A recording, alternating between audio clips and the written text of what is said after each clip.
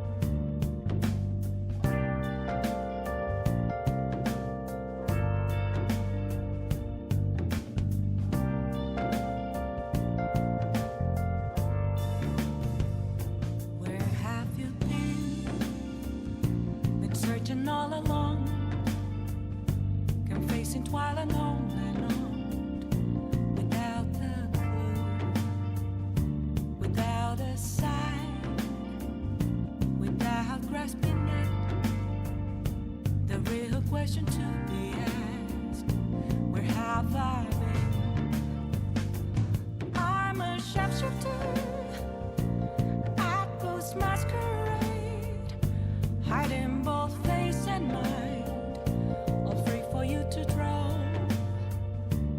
I'm a sharpshooter, what else should I be? Please don't take off my mask, revealing dark.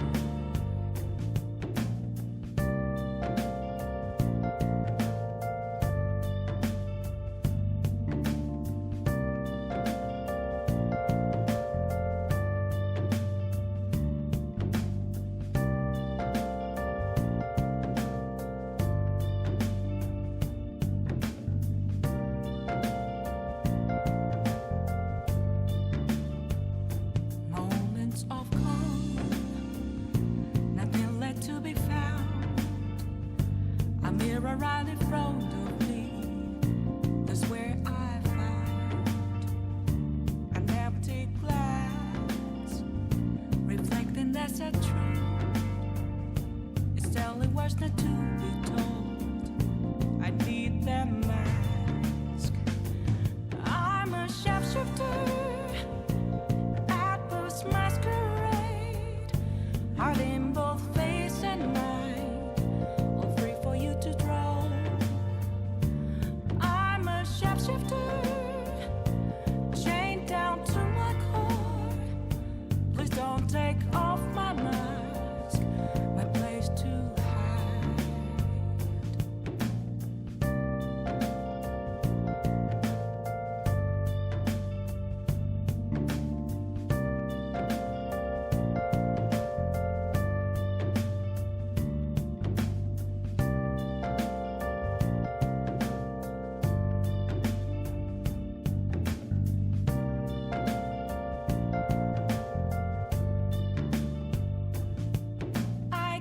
Tell you how to see me, just a cage of bones. There's nothing inside.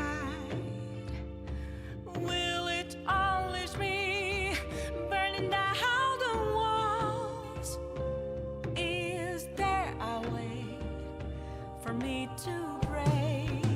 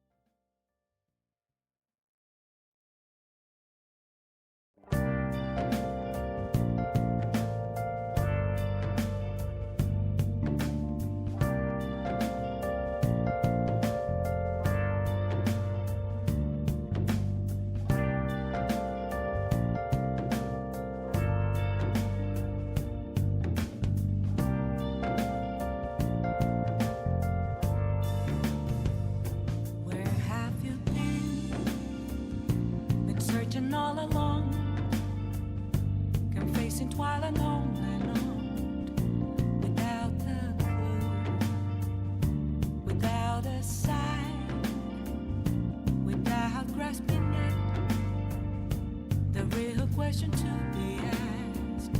Where have I been? I'm a sharpshooter at Post Masquerade, hiding both face and mind, all free for you to draw. I'm a sharpshooter. What else should I be? Please don't take off my mask, revealing dark.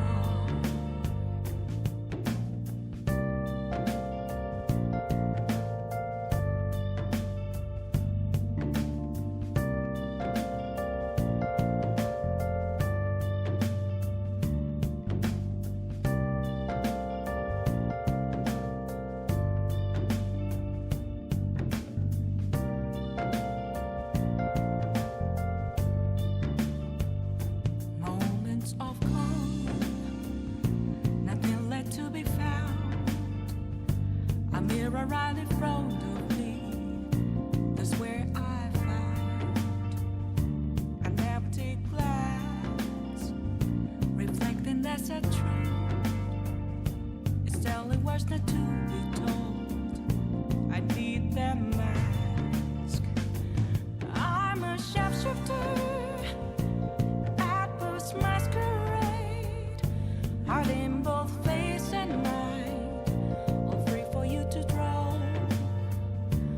I'm a sharpshooter, chained down to my core. Please don't take off my mask, my place to hide.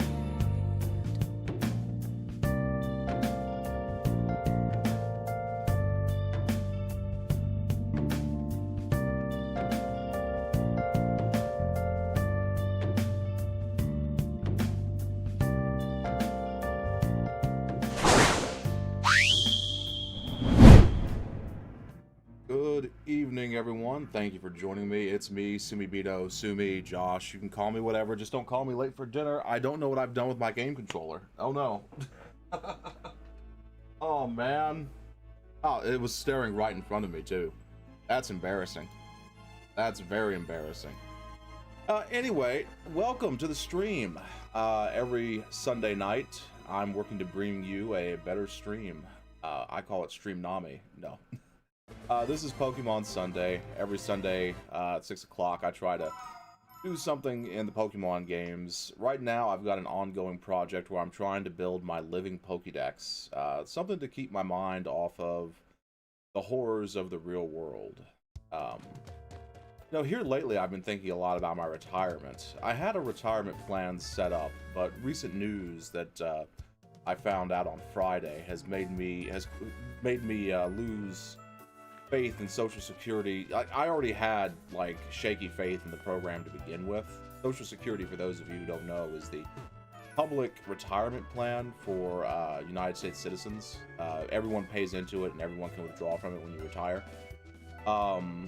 There was some news that came out on Friday that makes me question the program's future, even though like it's already been stated for years that it was going to run out of money. So I'm going to be doing some financial planning on Monday. I'm going to meet with my financial planner to reevaluate my retirement plan. Just because, it looks like I won't be able to rely on... I've got my private retirement plan, I've got my company's retirement plan, and I've got Social Security. It's a three-legged retirement system. But I don't... I don't know if Social Security is going to be there, to support the rest of my retirement plan soon. So what I'm going to do is I'm going to just start planning for it to not be there, which means I'm going to be saving a lot more money than I was originally saving, which means you can read about it on Blue Sky and on my Tumblr page, but basically I'm going to be spending a lot less money on luxuries, which I think that if you're an American and you're concerned about the economy, don't panic. I'm not panicking. It's just I've got to make some. We've got to tighten our belts. That's all we've got to do. We just got to reduce spending in the foreseeable future. Okay, everything was dug up. That's the thing. In times of economic distress, you just have to do simple things. spend less where you can. So usually the first thing you should look at is your luxury budget, your entertainment budget. Now, we all need entertainment. Entertainment is vital, despite what some people may think. But it is something that you can cut out. So I'll be spending a little bit less on video games and movies probably this year. I think that that's just the sensible thing to do. Probably spending less on electronics. I am not going to be saving up for a new GPU anymore. I'm not going to buy a new GPU this year. That is just something I've decided because, well, I can't spend as much. Probably going to be buying less books and other electronics, or, well, not, books aren't electronics, but, you know, DVDs, those kinds of things. Ah, shit. We got the faucet. You're gonna have to buy... I'm probably going to be spending less money on groceries from month to month, which, you know what, that's fair. I could go on a diet anyway. But this is going to hit a lot of people very hard, because what I need to do is I need to start putting away more money for saving. And I think, really, we're on the verge of an economic meltdown in America, honestly. With incomes not rising and prices going up, like, astronomically, I think that we're staring down a very real recession. Oh, God. Hold on. Go. In the future. So, oh shit, is that the Moonstone? No, that's just a Hearthstone. Okay. What I'm looking for right now, chat, is I'm looking for a Moonstone. So in order to complete the Living Dex, I need to get a Delcatty. The fastest way to get Delcatty is to get Skitty, which I've got Skitty, and evolve Skitty. But what I need to evolve Skitty is a Moonstone, and guess what I don't have? A Moonstone! So we're going to be spending a little bit of time here working on mining Moonstones, so we can get one and use it to evolve Skitty into Delcatty. Then I'll have a Skitty and a Delcatty. Reconfirm. Problem is, it's been so long, I don't remember what the general shape of a Moonstone is. That's not it. That's a revive. If I played this game, I'd be, like, going nuts over that. Oh, this is a box. Okay, hold on. I think everything was dug up. You still don't get a Moonstone. But yeah, the economic situation here in America is looking pretty grim for the future, so it's not anything that needs to be panicked about. It just means that you're going to have to just be prepared to spend a lot less and save a lot more. That's how you get through an economic crisis. I've lived through this before in 2008, 2007, 2008, 2009, however long that went on. And I'm prepared to live through this one too. It's just, you're just going to have to... We're all just going to have to buckle down and spend less. Because wages aren't going up and inflation's about ready to go out of control. The price of everything is going to be outrageous with the tariffs. The tariffs, like, are probably a big reason why I'm not going to be buying any, like, electronics anytime soon. I'm glad I bought... That was one of the reasons why I went ahead and upgraded my computer components that I did when I did. The CPU and the motherboard. I upgraded those just recently. Because I wanted to miss the tariffs. I wanted to dodge the tariffs. Okay. What's here? Us. Okay. Alright. But, I'm not going to be getting a GPU anytime soon. That's a pipe dream. Not with these tariffs coming. Not with this inflation coming. Inflation's going to be a wreck, retirement's going to be a wreck, and retirement really is the main driver for my decision to just kind of cut back on spending. If you can't tell, it's something that I've had a lot of anxiety about. You know, and I know I tell you guys not to worry, and I am worried, and I shouldn't be worried, because again, it's something that's very survivable. We're just going to have to hold on to more of our money. On the bright side, if you're looking to do any sort of boycott for whatever reason or any kind of protest, this is going to make that super easy. You can't afford to buy anything anyway. But then I guess the argument can be made that you're not really costing the company a sale, because you weren't going to buy from them anyway. Oh, shit. Alright. Ah. We get everything? Got the mysterious shard, red sphere. Ah, we didn't get everything. Alright. Yeah, but we're looking for moonstones, guys. We need a moonstone to evolve Skitty into Delcatty. If we don't get that moonstone, we're screwed.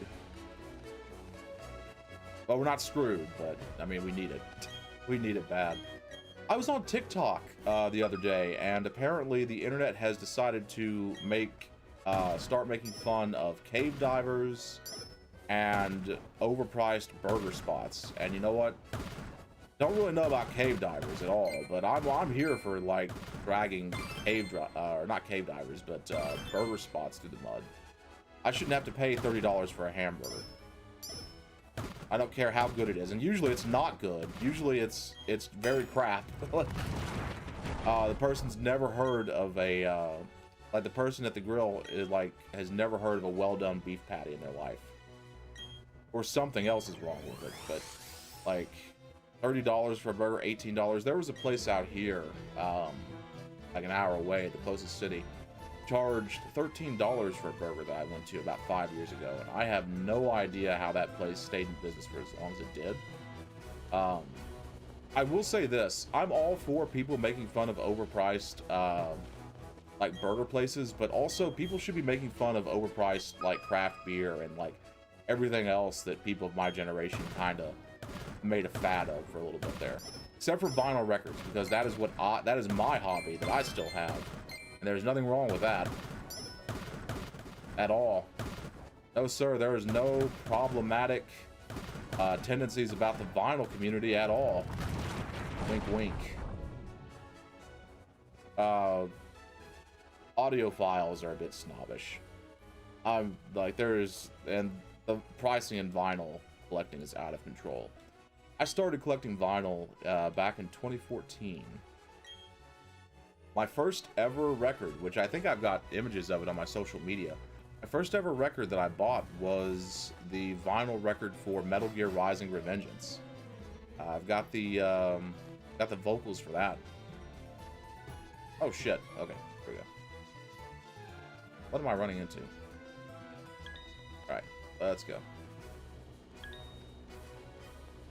Let's take a look at our Pokedex real quick. Still need that moonstone, but let's take a look at our Pokedex, get our bearings. So we've got all of Generation 1. And on Pokemon Home, we've gotten all of Generation 2.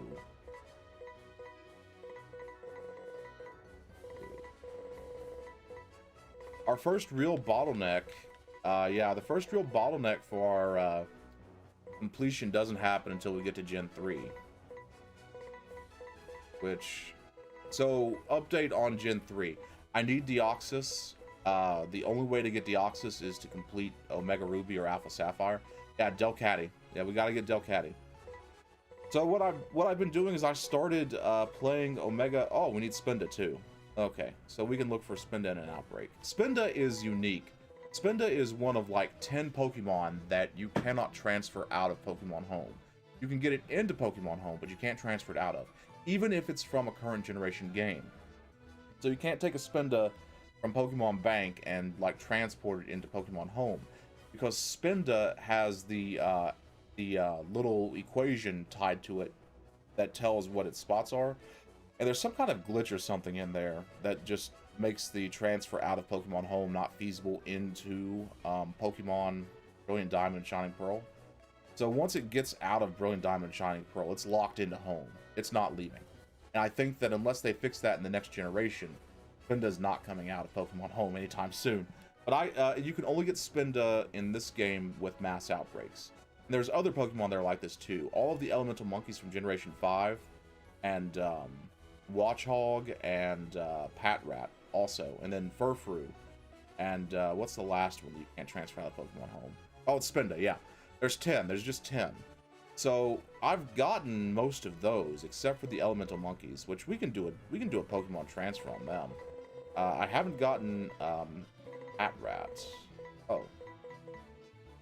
Salamence. Okay, we need Salamence, Delcatty, and Spenda, all of which we can get in this game. Deoxys. So I started Pokemon Omega Ruby. I've had that game for years and I never played it. I've gotten to Winona. They give you a Latios as part of the story now. That is wild. Like, you get a level 30 Latios after you beat Norman. It's insane. And it comes with a Mega Stone.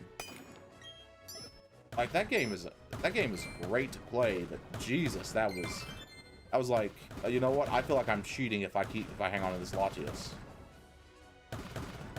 I don't know. There could have been a Moonstone there and I just lost it. We got the pretty stone box. All right. It may be easier to... I can't do it on stream, though, is the thing. I can't get Delcatty. And,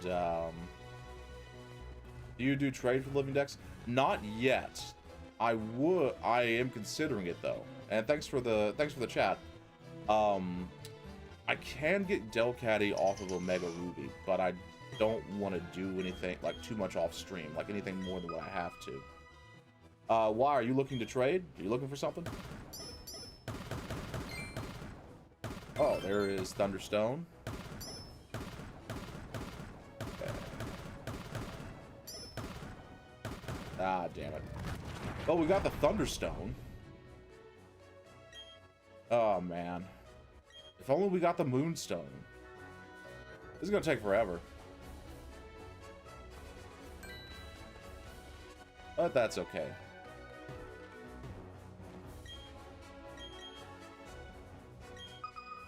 Alright. 4 items. Kinda need to complete for Shiny Manaphy. Oh yeah, so here's the thing, missing 40. Yeah, here's the thing about the shiny giveaways they're doing, which really bummed me out. They have to be from the specific games that they're looking for the dex completion for. And what I mean by that is, in order to get credit for, like, whatever one is, whichever shiny is tied to Paldea, in order to get credit for that, it's not enough to, oh, you know, okay, yeah. But it's really, I don't know, that's just really frustrating to me. So which one is Manaphy tied to? Let me see if I can check that up on Cerebi. Or Bulbapedia, Shiny Manaphy.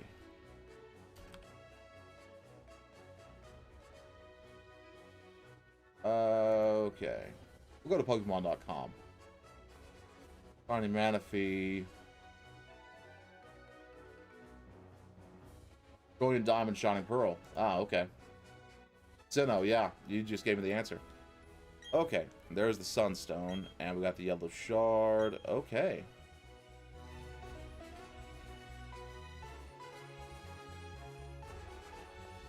Oh, we can do trades. Yeah, I'm down for it. What do I need and what do you need? You need 40, right? Problem is too, like, I'm gonna have to dig into Pokemon Home and get some stuff out because I'm not really sure what I've removed. I know I removed Generation 1 and put it in Home. So aside from some stragglers. Yeah. Let's see here. Alright, let me go to my Pokedex.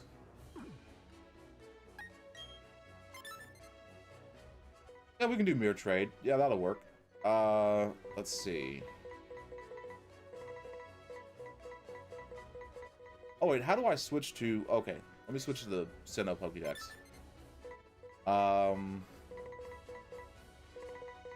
Let's see. Yeah, that's fine. I've got everything in the Sinnoh Pokedex.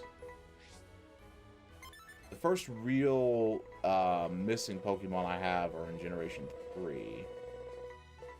Of course, I don't know, like, which of these I have. Like, I can't remember which ones I transferred out from this game or not. I'll have to check when I get into the summary. Let's see. We're waiting for... Oh, let's check the outbreaks. We might have gotten a Spinda. Nose Pass. That's not Spinda. Okay. What do we need to trade again? We need to go into the Union Room, right?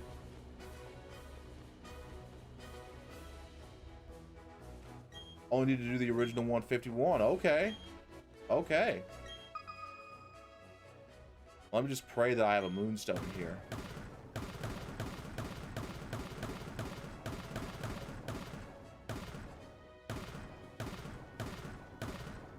That's...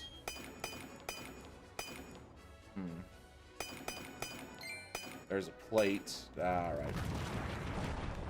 Okay, let's do some trading. So how do I get out of here? Can't remember. There we go.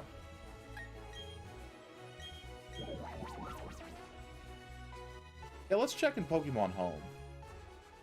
See, here's my oh, hold on, wait. Double check, make sure I save. Okay.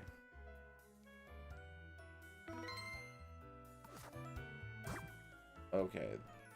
Let's double check in Pokemon Home. As you can see, I've been putting in the work on trying to get the decks. Let's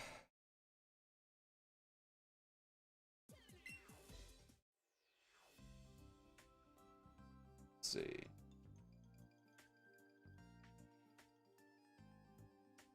Oh, I'm mobile.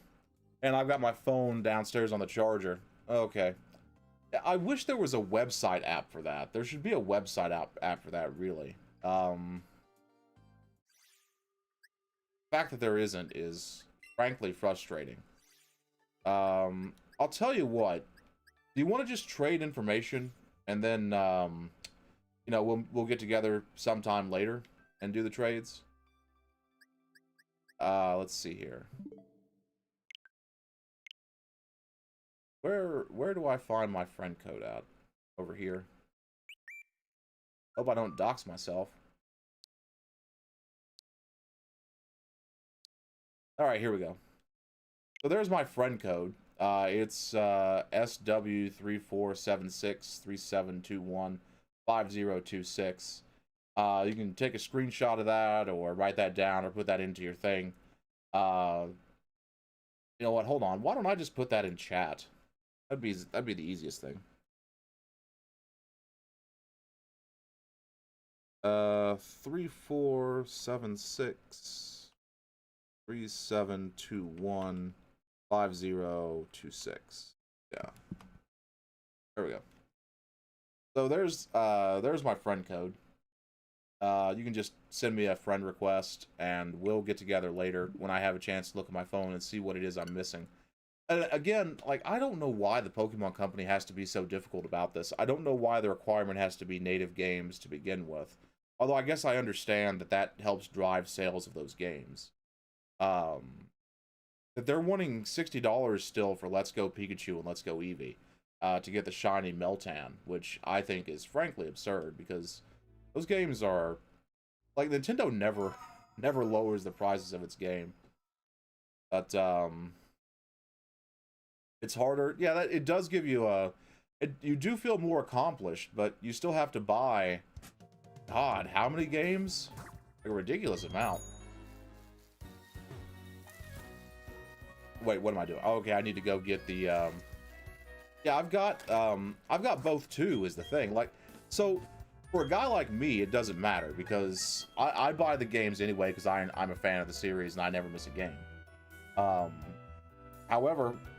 I haven't played all of them. I haven't beaten, like I bought Omega Ruby and Alpha Sapphire when they came out, but I just never found the time to play them. Because I was stuck in Ultra Moon doing the Ultra Moon grind. Or not Ultra Moon, but what was it? X and Y. I was stuck with X and Y doing the X and Y grind. Let's Go Pikachu, Let's Go Eevee I bought. No. I'll tell you why. I bought Let's Go Eevee for myself, and I bought Let's Go Pikachu as a gift for a friend. But the point is, I've got the games, and I just buy them normally out of, like, just out of normal course. But there are people who don't do that, who may be wanting to get the full thing, and they're like, well, now I've got to spend $60 on a game that I had no interest in playing prior. I guess that works as a marketing ploy for Nintendo. Another Thunderstone. Oh, it's something over here. It's like a shard. Okay. But, secondhand. Yeah, you can buy them. You can buy them used, and you can get them discounted, but not by much. Not really by much. Not games that new. But the other thing I don't like about the way the Pokemon Company does things is, like, I don't know why, like, going back to home, I don't know why I can't see in the app on home, or on Switch rather, sorry, which ones I'm missing. Why has it got to be only on mobile? I don't know. Trading too, you can only trade on the mobile app, right? I find that to be kind of frustrating as well. Oh. And there's a box down there. Like, just, like, some of the decisions they make, you know, they have me scratching my head. There we go.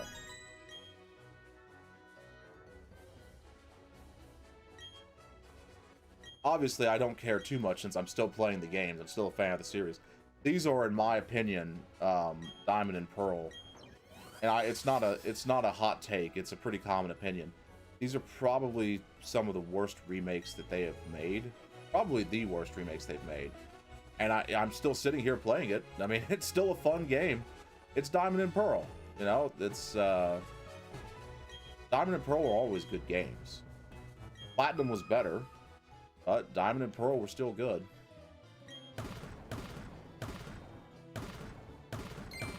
Okay, there's a poison box here.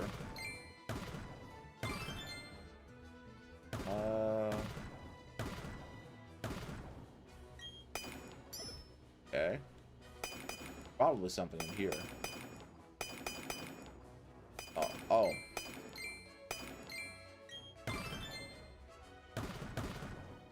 Ah, damn it. Yeah, Platinum was amazing. Oh, Legends Arceus was amazing too. Holy shit, Legends Arceus.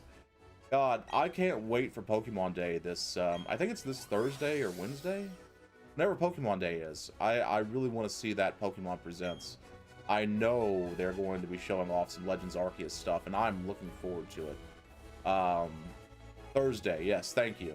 I'm going to say, like, I'm just going to go ahead and wager that they're going to have Furfrou in that game. Furfrou is definitely going to be in Legends Arceus. If Furfrou is not in Legends Arceus, I'm going to riot. I was just saying earlier, there are 10 Pokemon that you can't transfer out of, another Ice Rock. Okay. There are 10 Pokemon you can't transfer out of Pokemon Home into the current generation. I'm going to say that they're going to be there, like in that game. Yeah, they need to drop old games. So, I'm hoping, too, that what's going to happen is, like, services like, Nintendo Switch Online. Hey, you're going to get banned, bot, sorry. Cheap viewers on whateverit.com. No, thank you. Services like Nintendo Switch Online would really be a good place for them to drop old Pokemon games onto, just to have them be compatible with current hardware. I think where they run into issues with are these games, the DS games. Diamond and Pearl, they did a pretty good job of translating the touchscreen control interface to new hardware. But they would have to do that with all the other games as well. Black and White, X and Y, what else was there? Ultra Sun and Moon. Like, it would take a lot of work. It's not something that... It's definitely something that can be done, but it would take time. There we go.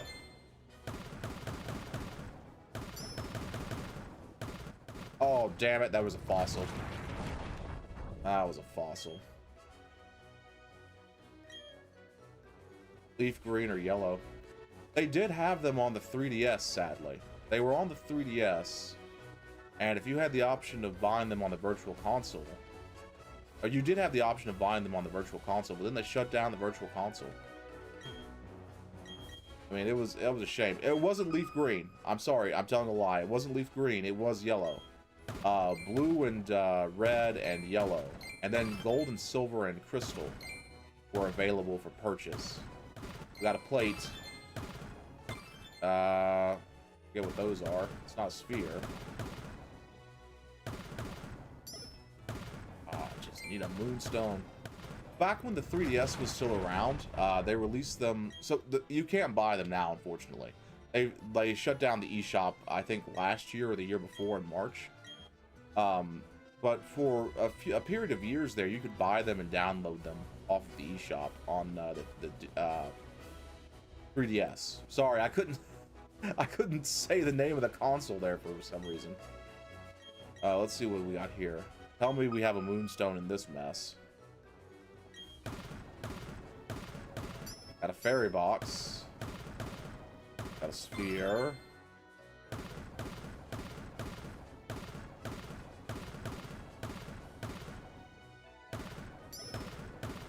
Oh, man.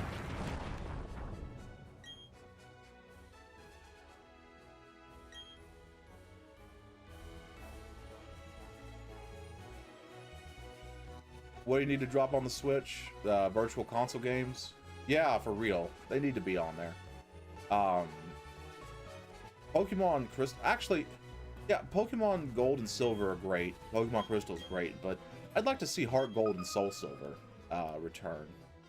Or Let's Go Gold and Silver, you know, like those rumored games, like a remake of Johto in the Let's Go style. Let's see. Ah, dang it.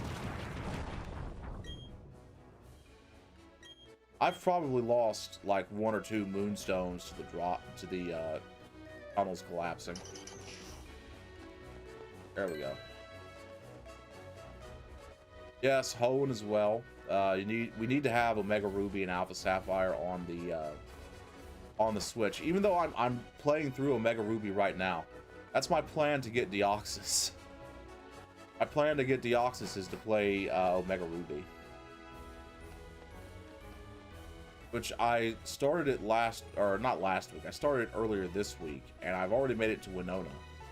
And they give you a level 30 Latios. They give you a Latios right after beating Norman. It's insane. Like, you get a lot of, like, they give you a lot of stuff. It has a Mega Stone. So you get Mega Latios, like, right then. Although, that's, let's see. Oh, just regular Ruby and Sapphire? Those two, those are good as well. And they've got Game Boy Advance games on the Switch Online, so it's not like they can't do it. And I figured those would be easier to integrate than Omega Ruby and Alpha Sapphire, because you don't have to work around the touchscreen controls. Damn. Emerald 2. Emerald 2. Which Emerald is the superior. Again, the third version is the superior of the 3. God, I remember when Emerald first came out, and I was thinking to myself, why would I ever want to play this? And then, like, I went ahead and bought it with my allowance. And it was like, yeah, this is great. This is fucking amazing. I can't believe I would ever doubt wanting a Pokemon game. Of course, back then I had more free time. Oh, Moonstone. Mysterious Shard. There are orb traders down here, but I don't think they'll sell moonstones. I think they just sell accessories for secret bases.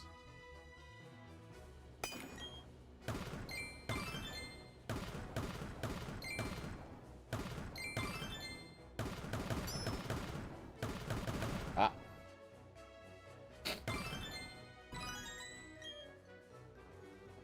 There we go. But there are so many Pokemon games that they could easily make accessible on the Nintendo Switch online service, and the only reason they haven't done it, I'm thinking, is, well,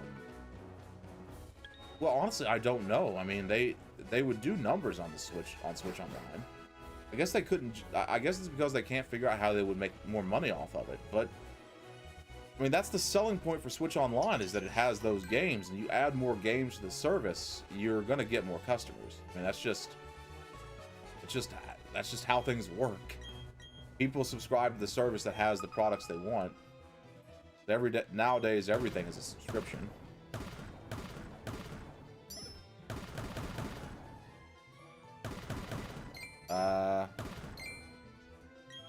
Oh, what, there were 2 in here? So this could be a moonstone. Ah, damn. I'm going to say there wasn't enough room in there for a moonstone. That's what I'm going to say. I'm going to say there wasn't enough room in there for a moonstone. Hey, we got an Umbreon statue. Too bad I'm never going to use the secret base feature here. Damn, man. That'd be really cool if I was using secret bases. I need to shiny hunt Eevee again at some point. Get a shiny Umbreon. 3 things confirmed in this mess. Okay.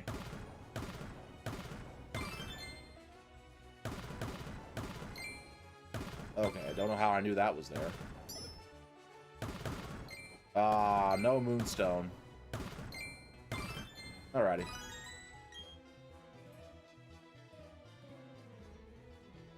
Yeah, Sun and Moon wasn't a lot of people's favorites. Sun and Moon had some problems, to be sure. I think Ultra Moon did, Ultra Sun and Ultra Moon did a lot to cure some of their problems, but at the end of the day, I mean, you didn't like the way the island challenge was set up. You're just not going to have a good time. Whoa, can I mine with them? Yeah.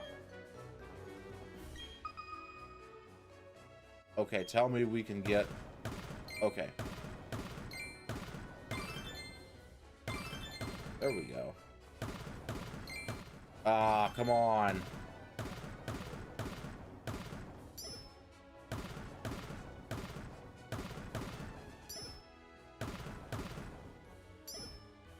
Ah, damn it.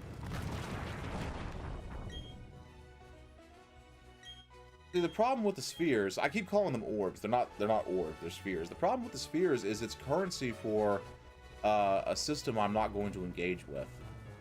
See right here, this is the guy that trades. Oh, hold on, he's got TMs. Huh. Nah, that's fine.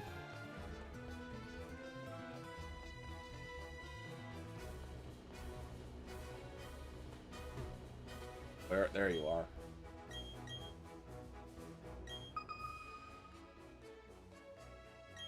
I've got a copy of Pearl sitting around here somewhere in the house. I say somewhere. It's over there on the shelf, like probably buried behind a row of Switch games.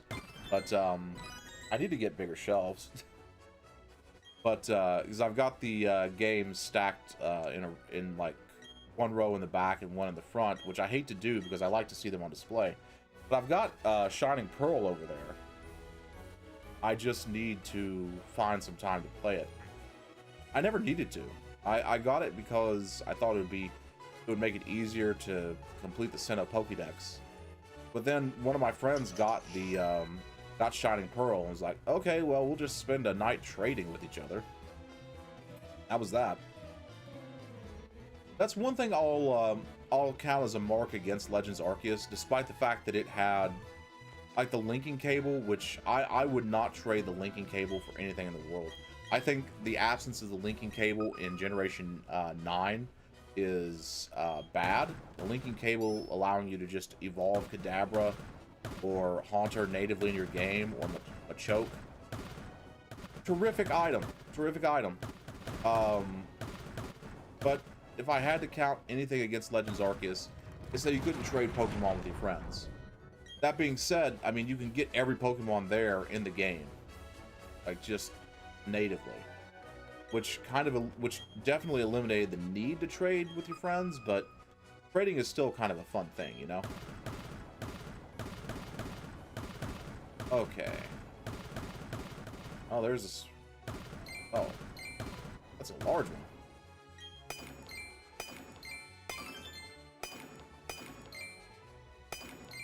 Small one.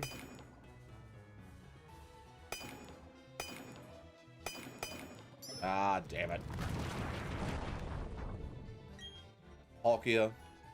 Yeah, I think I've got Palkia. Problem is, I don't know if I've got it from this game. Well, obviously I don't. This is Brilliant Diamond. Got well, you've got Dialga. If you need Palkia, if you need Palkia, you've got Dialga. Oh, anyone who has actually gotten progress with Pearl. The problem is my friend, he stopped playing it. And he sells his games when he's done playing them. So it's like, one of the reasons he traded everything to me was because it's like, well, I don't need it. But he didn't let me keep it. We did the touch trades. Looking back, that's kind of a dick thing for him to do. Yeah, it is nice. It was nice. No, he doesn't pay for the home service.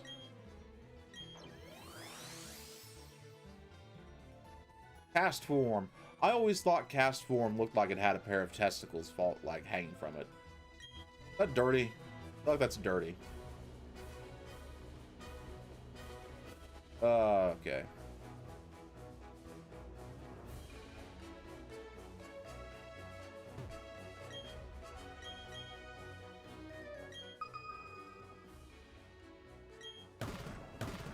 Oh.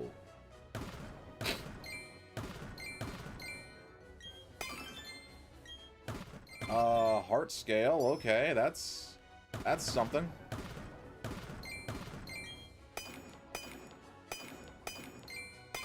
In case I need to put a move on something in this game. Ah, it's just a sphere. Alright.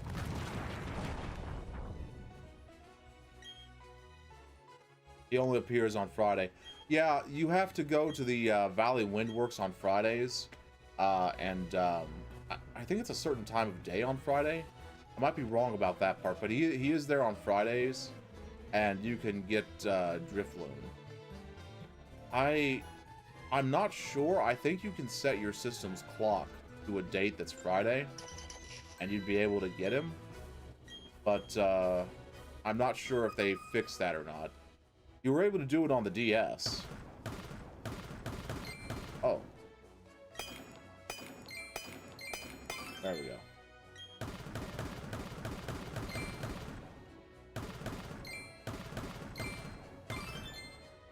Ah, shoot. Wall collapsed. Once again, I'm left to wonder if I had a moonstone in there.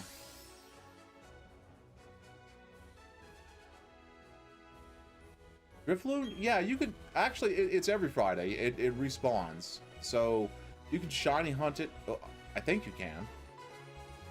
If you can't hunt the spawn, you can at least breed it and, like, try to egg hunt it. I think you can shiny hunt it, but I'm not 100% sure on that. There you go. Oh, there we go.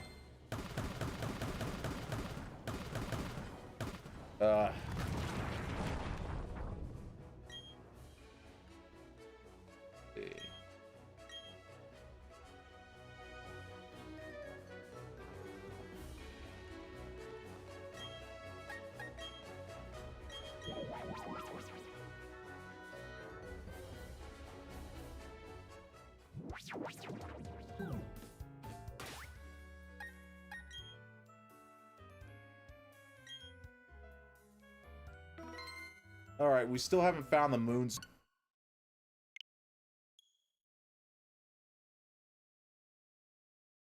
Let's see what we can find.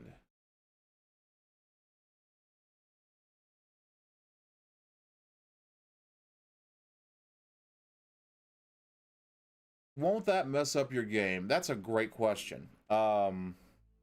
No, it shouldn't. It shouldn't mess it up terribly. I can't think of anything that it would really mess up.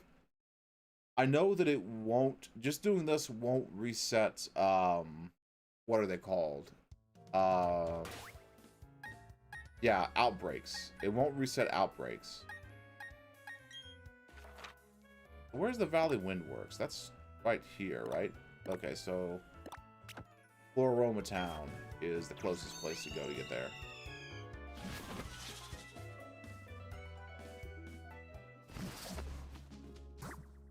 There we go. Where are you, Drifloon? All right, hold on. Yeah, okay. So he'll spawn every Friday. Right here in front of the Valley Windworks. How do I get off the... There we go. Hey, Drifloon, how you doing? Loon. Yeah, it's super easy. And then you can just go back and reset your system clock. So I've got Magmortar in the party for the sole reason of getting eggs to hatch quicker. I've hatched all my eggs, so I don't really need Magmortar in there anymore.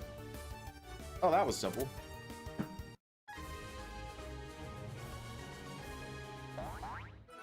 All right.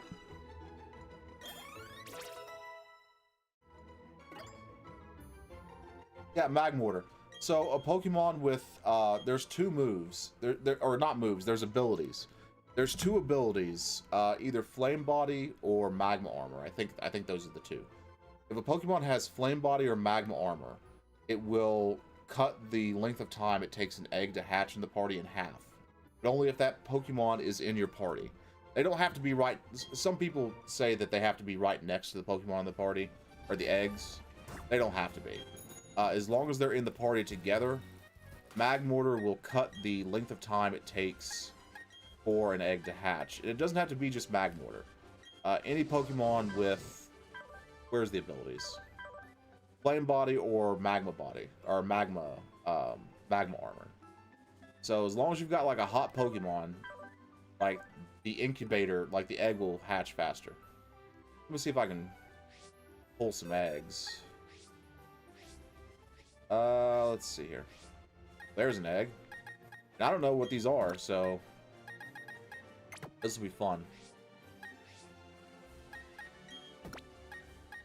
Wait, what did I just see in here? Okay, we got a Rayquaza. There's some legendaries in here.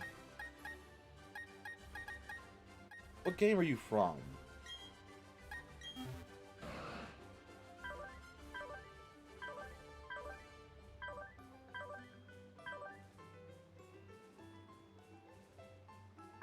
Galar. Okay. So these are from Galar. Let's see. I think this was actually transferred from Pokemon Bank. Bank. Okay. Galar. Hoenn. Okay, so this was transferred from Pokemon Bank. I caught this with a Master Ball, I remember. I caught this with a Master Ball this was from Pokemon Ruby. I caught this with Master Ball because,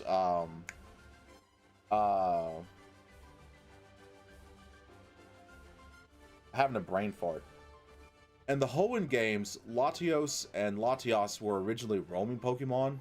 So, like, I used the Master Ball because I didn't want to deal with the hassle of them running away, doing all that other bullshit.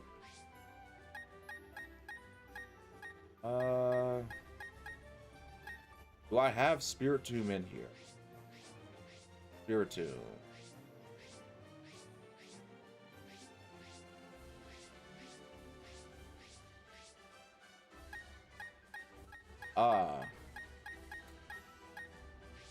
Wait.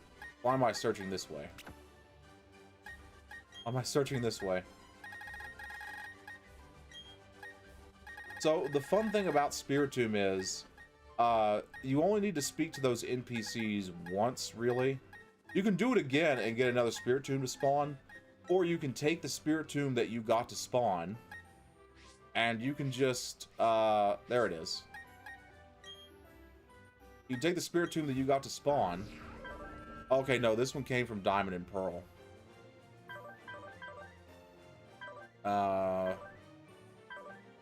Okay. But anyway, you can take this... You can take a Spiritomb that you want to... that you already have, and you can just breed the Spiritomb. And the egg should show that it's from this game. So hold on, let me... Wait, do I have I have another one. Yeah, this one's from this game. So this one is from Diamond and Pearl. Wait, hold on. Are they male and female? They're both female. Okay. Well, we just need a male Pokemon from the same egg group. Let's go ahead and get another egg. Yeah, you can breed Spiritomb. Okay.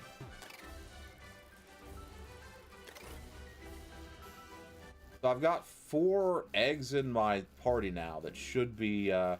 Actually, while we're doing this, let's head back to Solaceon Town. Shiny Ditto is great.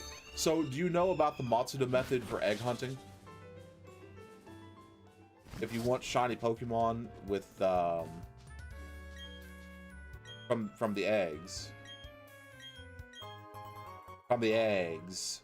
Straight out of the eggs. Which one can I...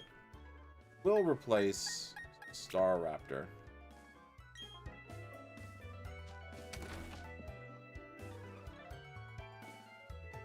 Yeah, you've got to have a Pokemon from a different language game.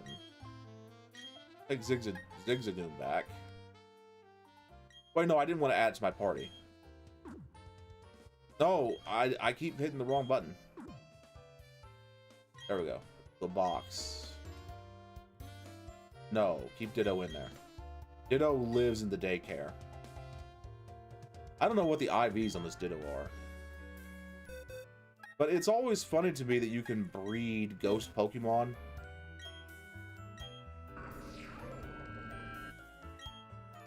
Okay, so the Shiny Charm and the Matsuda method stack. So the Shiny Charm makes eggs... Like, it increases the probability of eggs being shiny. But it doesn't increase it by a lot, comparatively speaking, because the odds are still astronomical, right? But that bonus to their appearance stacks if you have a Pokemon with the Matsuda method. Now, the Matsuda method is a method for farming shiny Pokemon where you take a Pokemon from your native language game and a Pokemon from a foreign language game.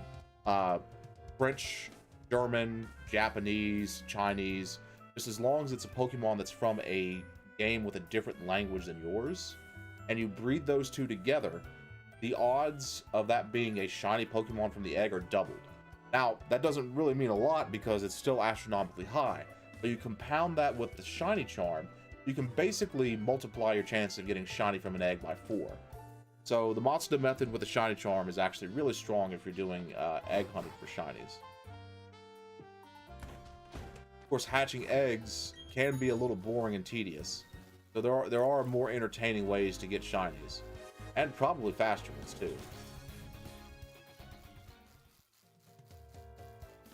I feel like shiny spawn rates in the well, shiny hunting in modern games isn't as bad. By modern games, I mean like games that aren't Brilliant Diamond and Shining Pearl, but shiny hunting isn't as bad in modern games that have the Pokemon in the overworld, because you can see if they're shiny or not in the overworld, which that is a big boon. That's a really big boon if you're really big on shiny hunting spawns. Alright.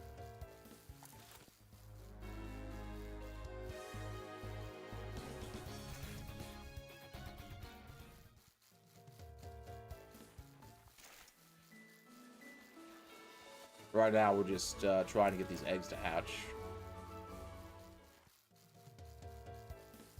But anyway, I always thought it was kind of funny that you could breed Ghost-type Pokemon, because Ghost-type Pokemon are, well, for the longest time, they were only thought to be dead.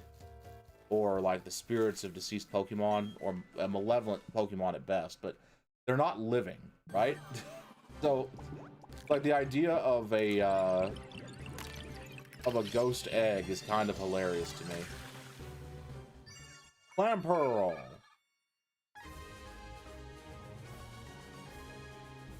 These are really rare, by the way. These are really hard to find in the underground. That clam pearl is really hard to find in the underground. I had to basically reset the cave it spawns in like a dozen or so times to get one to spawn. It was ridiculous. But yeah, the time it takes to hatch these eggs is cut in half as long as Magmor's in the party. Breeding in Pokemon is really complicated. It's like ridiculously complicated. You can pass down, is it IVs or EV? IVs. You can pass down IVs from parent to child, pass down moves. Of course, they largely did away with some of the complexity of that in Scarlet and Violet with the Mirror Herb, but where you can have a Pokemon hold a Mirror Herb, and as long as it's at a picnic with another Pokemon that knows a move that it could learn through breeding, it can learn that move as long as it has space in its move list to learn it. Which I think that's pretty neat.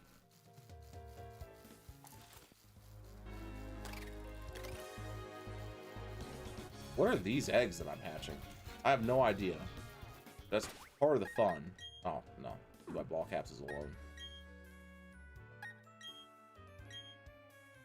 That's gonna hatch soon. That's gonna hatch soon.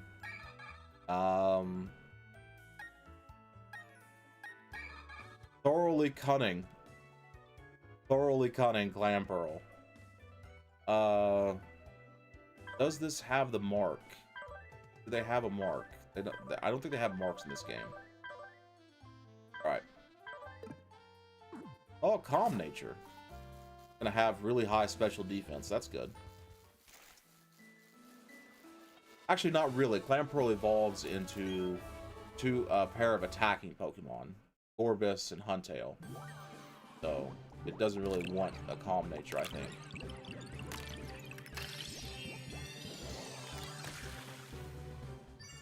Zigzagoon.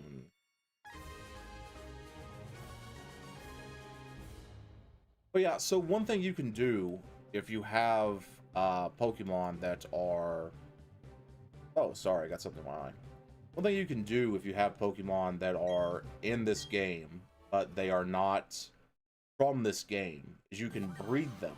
And then you can take the children, put the children in Pokemon Home, and that will count as a Pokemon from this game.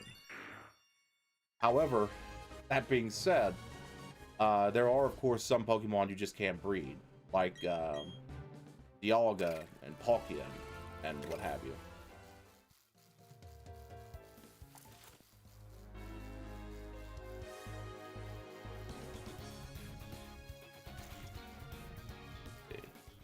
All right, Twitch is telling me we gotta take an ad break. I take 3-minute ad breaks in order to prevent what is it called? In order to prevent other ads from appearing. So I'm going to just take a short break. I'll be back in 3 minutes. See you guys then.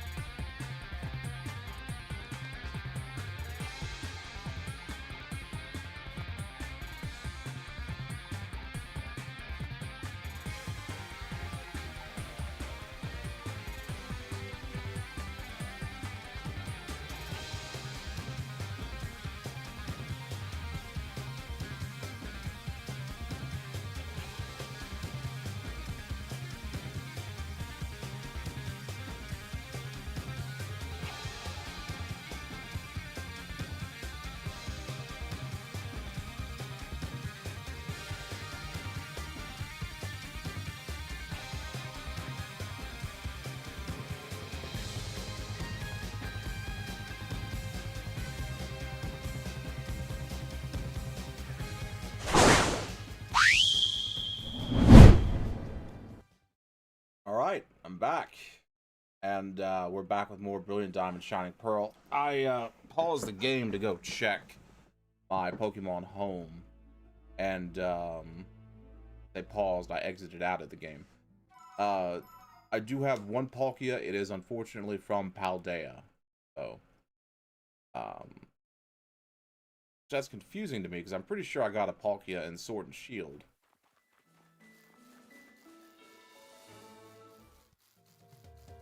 Alright, we have another Pokemon egg hatching.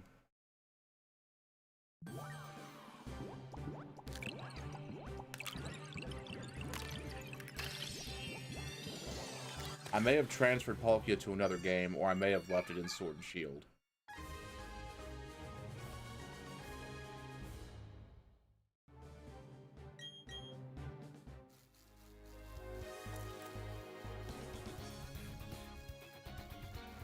So I'm anticipating that with the Switch 2, they're probably going to release an update to the Pokemon Home app or a different app, hopefully a better app. I'm just hoping we get the ability to manage our Pokemon bank at the desktop, or our Pokemon Home at the desktop, because I don't know, I'm a desktop kind of guy. I like working at my computer right now.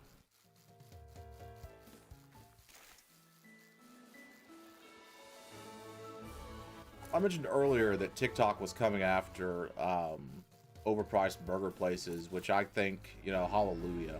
I hope they go after overpriced bars and breweries next. But something else I saw. So people have found out with the announcement of the new Avatar, the Last Airbender cartoon, that apparently Korra did something that sullied the name of the Avatar forever. And I'm just going to say, you know, no matter what she did, she was probably justified. Go back and rewatch The Legend of Korra.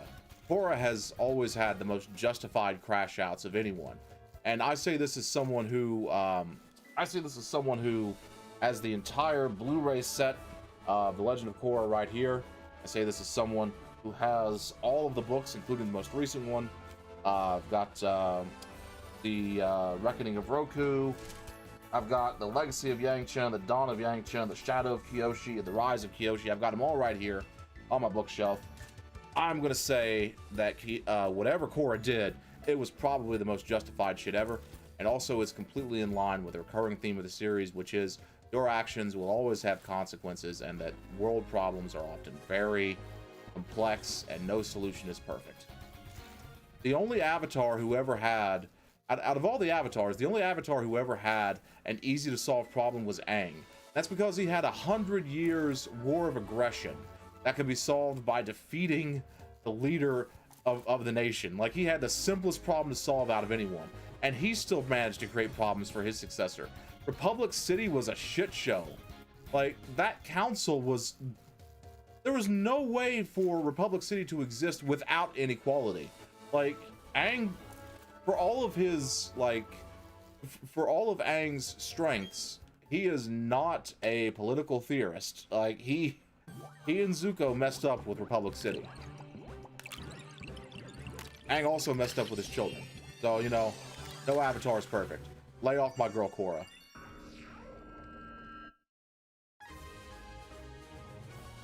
Alright, we got Spiritomb. No, we don't need to give Spiritomb a nickname. But, yeah, this is a native to the region Spiritomb. This will count as a, this will count as a Pokemon from this region.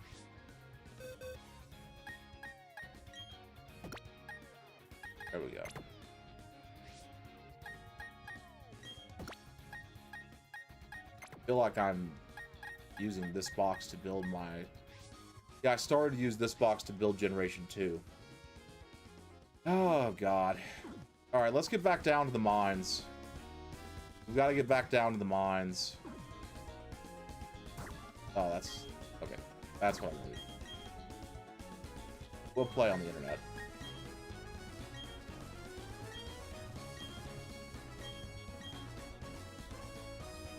Alright. And just for the hell of it, let me look up moonstones and see if there's a faster way to get one.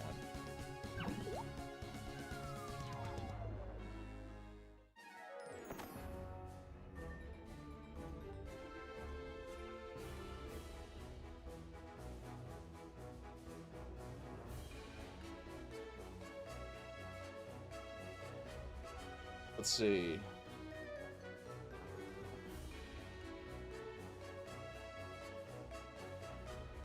Okay, in Shining Pearl, I can get one off of a wild Lunatone. However, Lunatone does not appear in this game.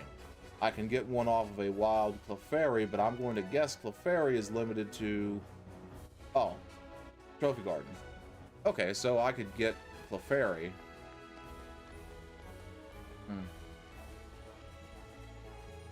That's an option. That's an option. If I have a Pokemon with the Frisk ability, I can just go start hunting Clefairy, see if I can find... Alright, 2 items pinged.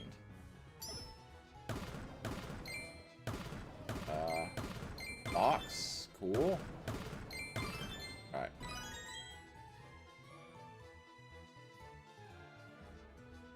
Got a green sphere and a poison box.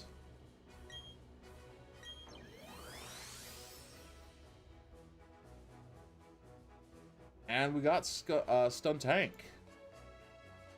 That's cool.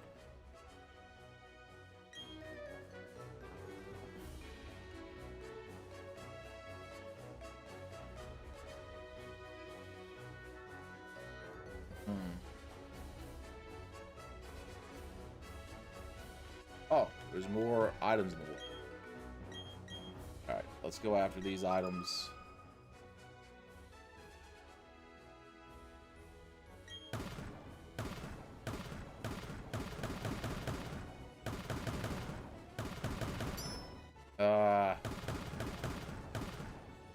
Damn it. Alrighty.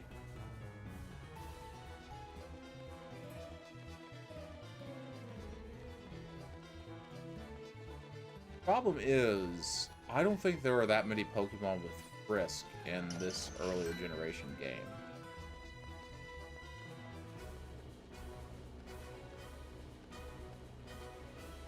And if there are, I don't know if I have any.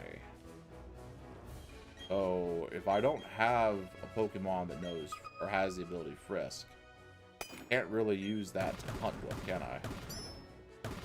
Okay, we know there's a box right there. There's a sphere right there. Oh, okay. We found everything.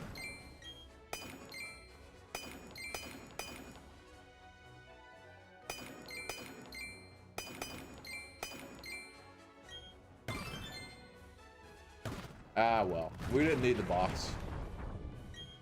But we did get the spheres. A large prism sphere. I thought we got everything. Alright, let's go up.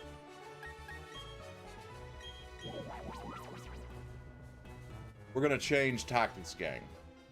We've got to see if we've got a Frisk Pokemon.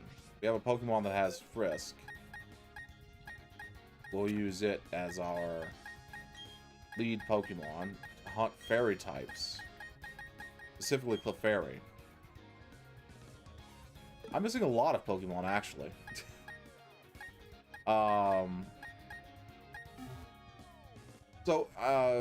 Right now, I just need 2. I need Spinda and I need Delcatty to complete Generation 3. And then Generation 4, this generation. Hold on, how many what do I need?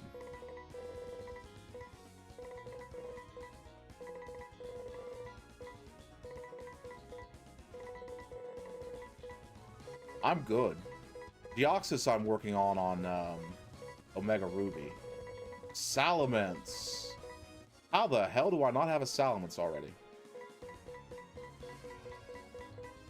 Okay, so we need Salamence. Yeah, the only bottleneck to this is Generation 3.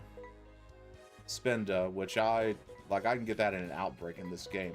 This is the only game, Brilliant Diamond, Shining Pearl, are the only games in this generation where you can get a Spinda and easily transfer it off. You can get them in Omega Ruby and Alpha Sapphire, but you have to put them in Pokemon Bank and then transfer them up, which is like difficult. Yeah, here's the thing though. Here's the thing. Can you transfer your Spinda out of home and put it back onto Diamond and Pearl? Or Brilliant Diamond and Pearl? 'Cause I don't think that Spinda can be transferred out. Yeah. So I can't complete the Pokedex here. But I can at least get it in home.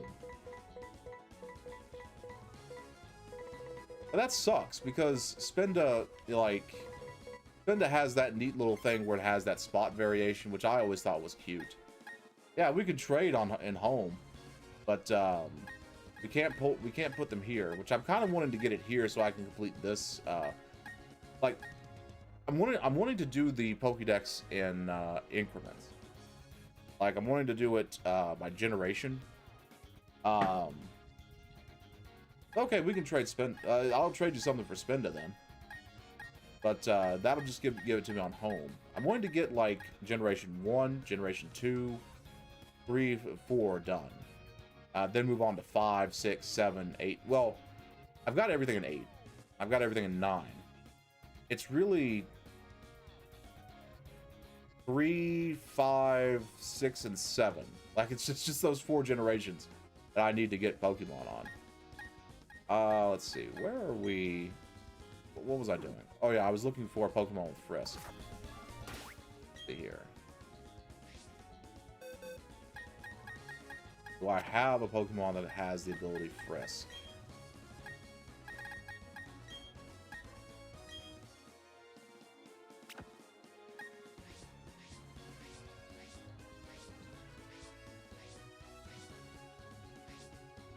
I do.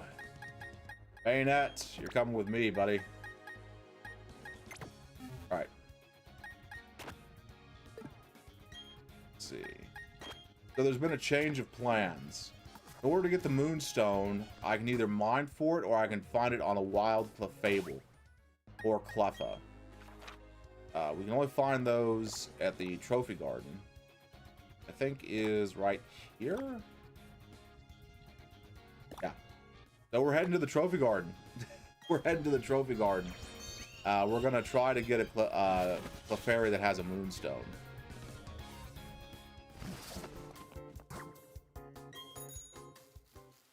I gave up on mining them. It's just... It's gonna take too long. I found like 3 Thunderstones and no Moonstones, so it's like, come on, guys. The spawn rate for Moonstones underground is way too low. I do like the mining minigame, though. It is fun. Alright. But the only way to get Spinda here is to catch it. Or yeah, I could trade for it with like with you on Diamond and Pearl. But yeah, Spinda's one of those 10 Pokemon that once you get it into home, it can't leave home. Let's see, it's Spinda, Patrat, Watchog, Purfroo, and then the elemental monkeys and their evolutions. Don't intimidate me, stupid bird.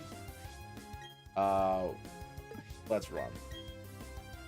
The only thing we have that can do damage to that bird is Sucker Punch. Oh wait, hold on. I don't know if the Trophy Garden has Clefairy in it.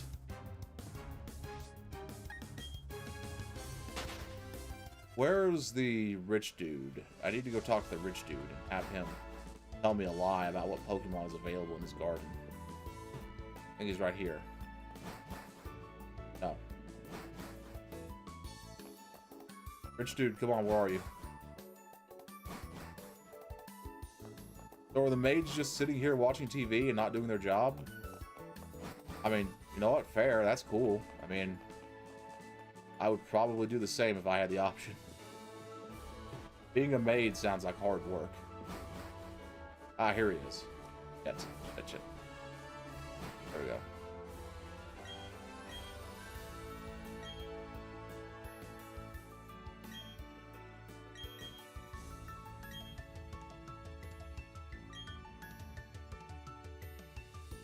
Yes, I'm very envious. Shoot Meowth. Okay. Doesn't exist in the garden. Okay. Can I get Clefairy anywhere else? Can I get Clefairy anywhere else? Mount Cornet. Okay. Where on Mount Cornet? Here at the top? Is it easy to get to the area? Is it Cornet or Cornet? I don't know. It doesn't matter.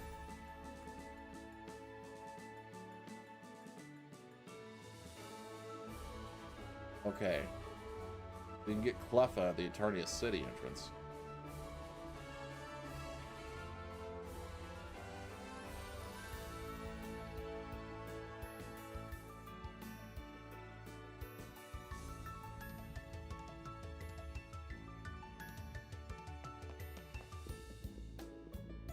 See if we can find him at the Trophy Garden.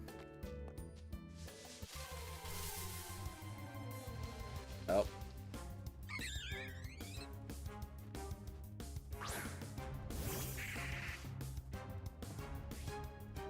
Oh no, so I'm not looking for you can breed Clefairy. I'm not looking for Clefairy's sake. I'm looking for Clefairy because wild Clefairy have a chance to hold a Moonstone. So I'm looking really for a Moonstone. Alright, let's go to Eterna City. Let's go to Mount Cornet. Because what I'm doing is I'm trying to get the Moonstone in the least painful way possible. That actually looks like not going to the Eterna City entrance. And instead going to the Snow Point entrance?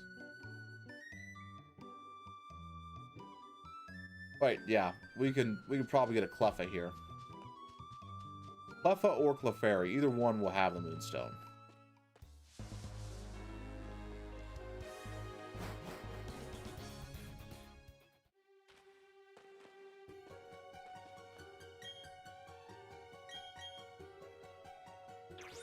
Thank you, Wild Bidoof.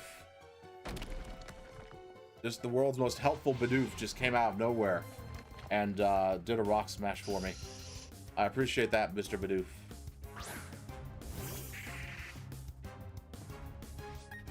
Nope. Okay, so we are trying to find Cleffa to see if we can find one that has a Moonstone. And if they don't, well, geez, I don't know, gang.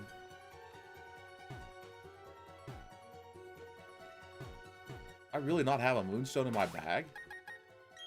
I'll get mad if I look at my bag and I have a Moonstone. I'll get really mad.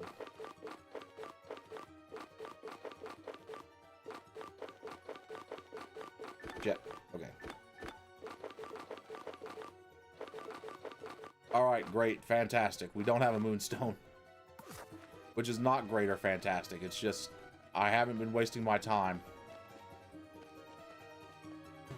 Yes, use strength.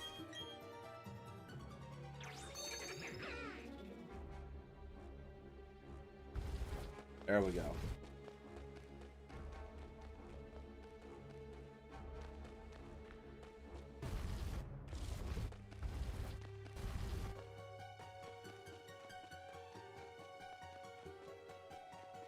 Okay, now where are we? We are in the fog. I don't have a Pokemon with me that can use defog.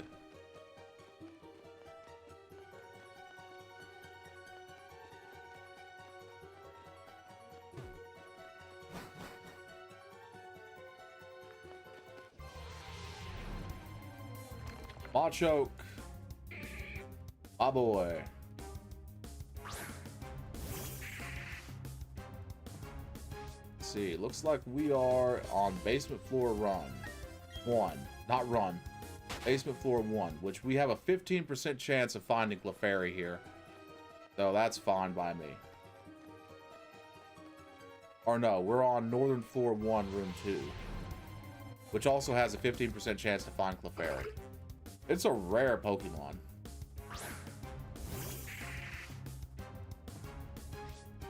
Mind you, we're doing this just so we can evolve Skitty. There's no other reason. We just want Delcatty really badly.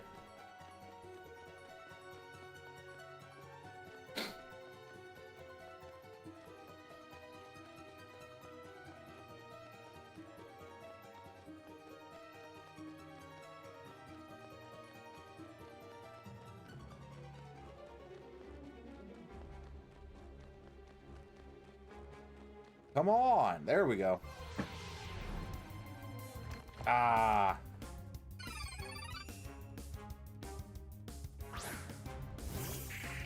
Chingling has a rarer spawn rate in here than Clefairy does, so... Actually, so does Machoke. Clefairy's actually pretty common according to this. Okay. I guess our luck is actually pretty good then. Maybe I should have caught that Chingling. Why don't I catch the Chingling? Just as... No, I have Chingling. I don't need you. I might need it for the Dex. Shit. Okay. Football.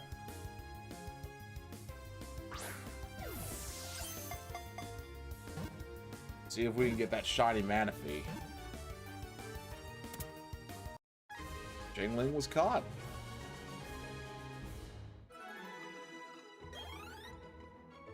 I love that you get XP for catching Pokemon now. I think that was something they introduced in Generation 6.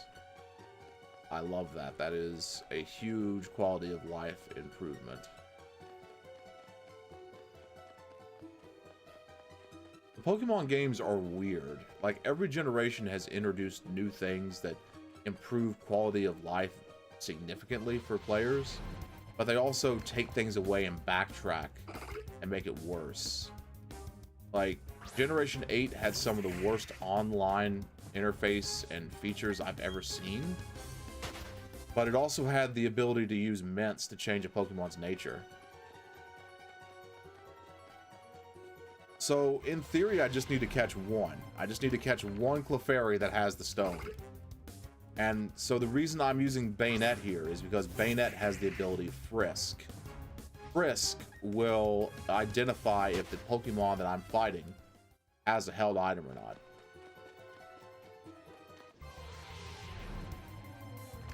Machoke!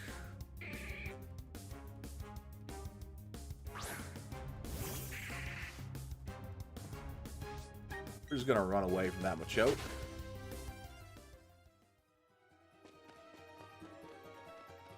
But, yeah, we're gonna see.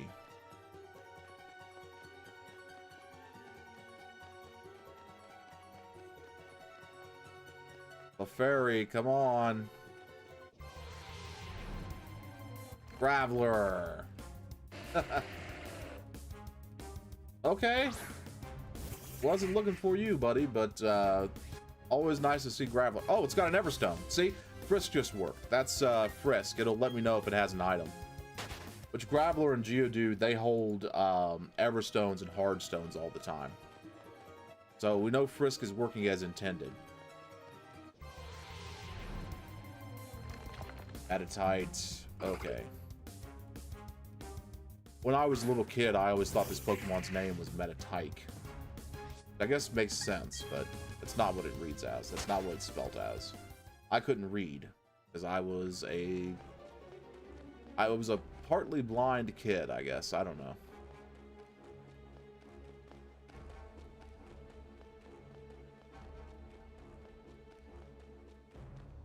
Oh, I found HP up.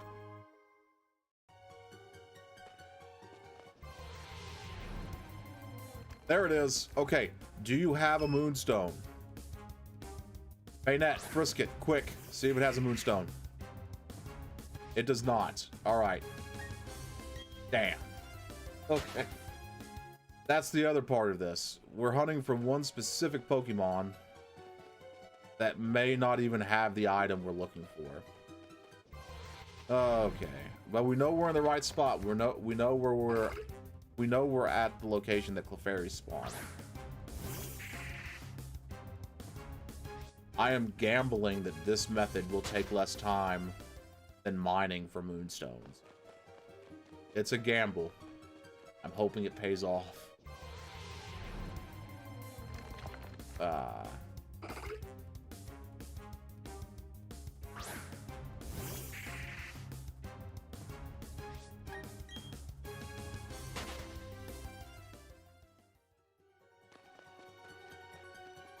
all right. Ah, come on, Graveler.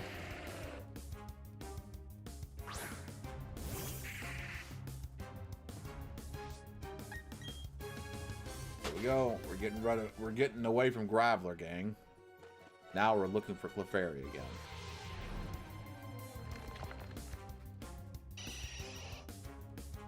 Golbat wants to suck our blood. Unfortunately, we don't want to give Golbat any blood. There we go.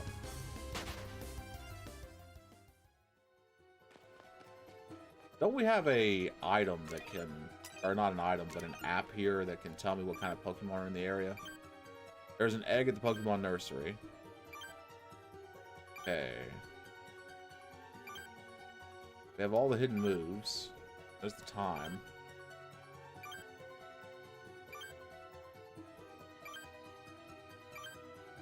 Thought I had an app that would tell me what Pokemon are in the area, but I guess I don't have it.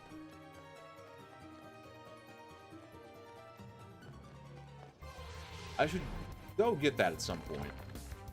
Unless I'm hallucinating that item. That item may not even exist.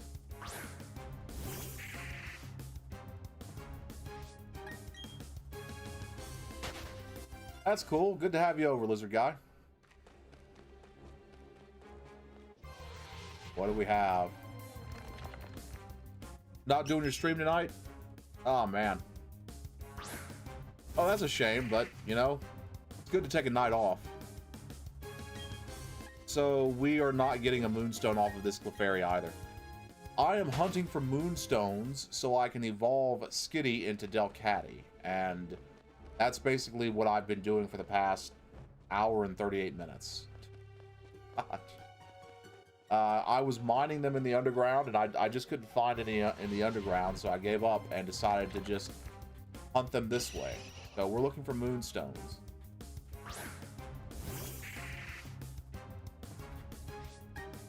Gonna run away like a big coward, or big hero, rather. Big hero.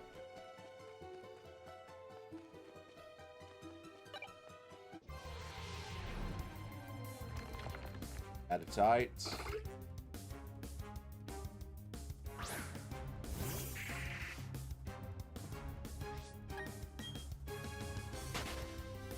Whoa. According to this, I've got some drop frames. I'm not sure what's going on there.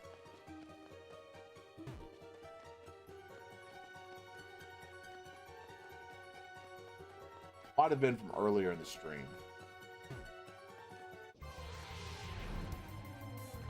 Clefairy, please, tell me you have a Moonstone. Tell me you have a Moonstone. Damn it. Alright. Bye, Clefairy. Ah, jeez. Another Clefairy. Okay, please. Moonstone. Release me from this hell. Please. Damn it. Alright. What's the percentage chance on Clefairy holding a Moonstone anyway?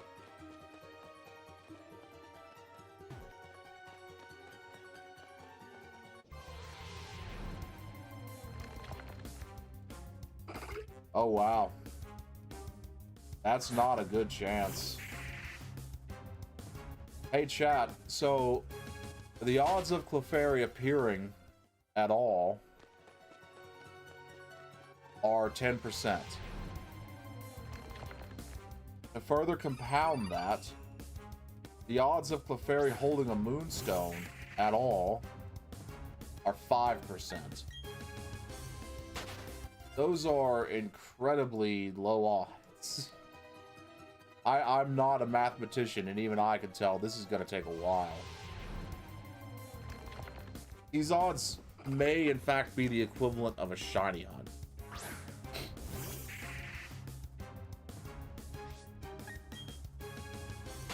Well, I hope you're comfortable. Relax, grab your favorite drink. We're going to be here for a while.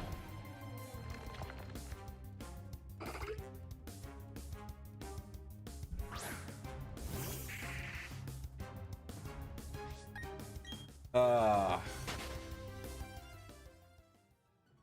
yeah, earlier I was talking about Legend of, yeah, the Shiny Hunt Moonstone. That's pretty much what it is. Like, this is basically going to be a shiny hunt right here. Except, we're not hunting shinies, we're hunting rocks. Graveler, you are not the kind of rock I wanted. I appreciate the enthusiasm, though.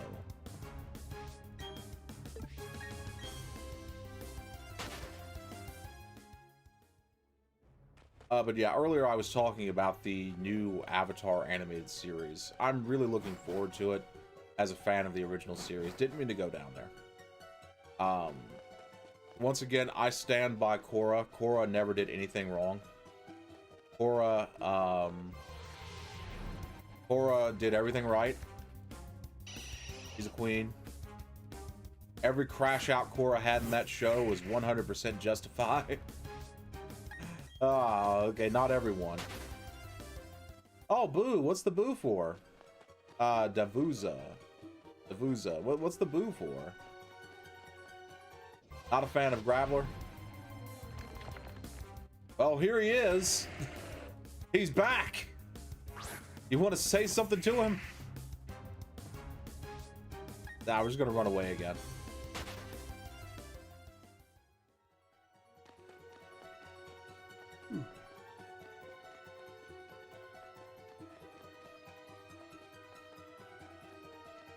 Alrighty. Back again. Rox is back. Tell a friend. Hey, it's Golbat.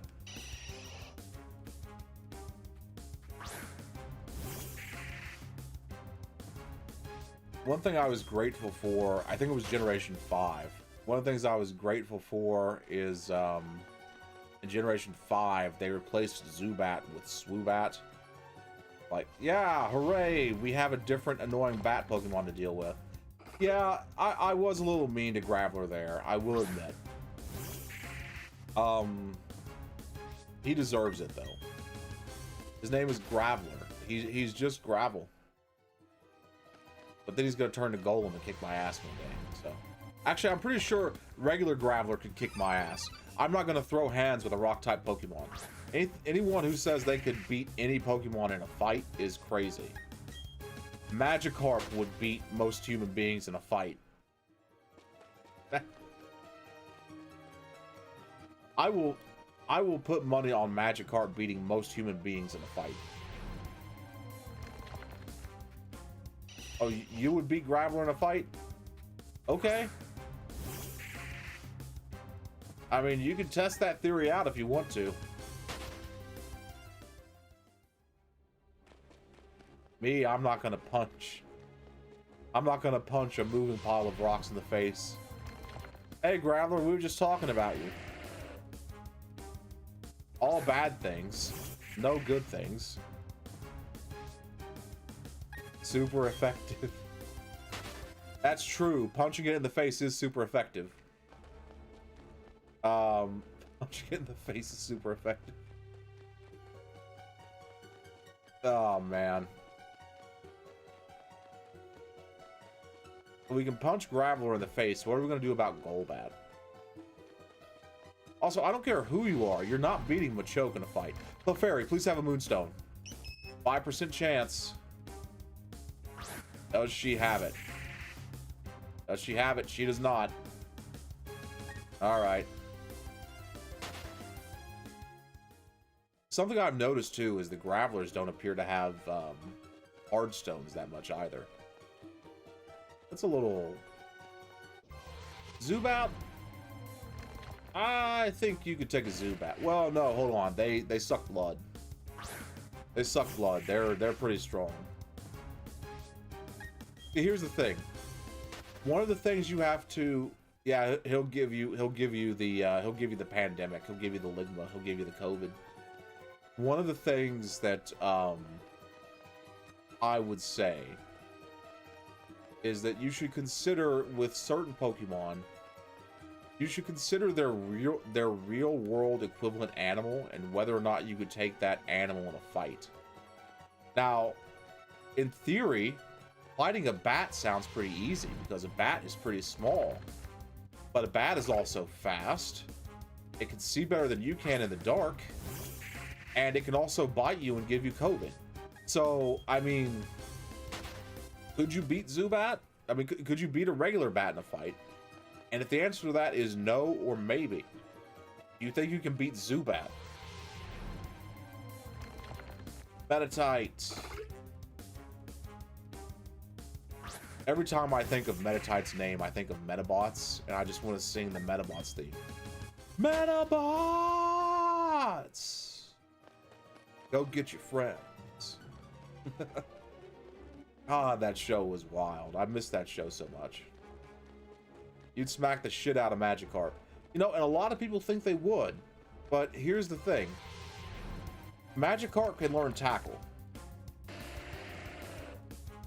In order for Tackle to be effective, Magikarp has to be able to put some force behind the attack. It can also learn Flail, which is where it just beats the shit out of you with its fins. So, I don't know. I am confident in saying the only Pokemon I could probably beat, is Sunkern.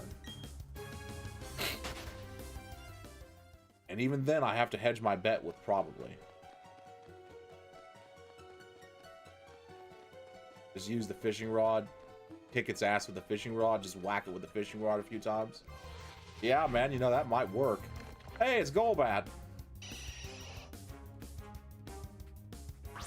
I would not like to fight a Golbat in a fight, because Golbat is fucking huge. Fucking huge.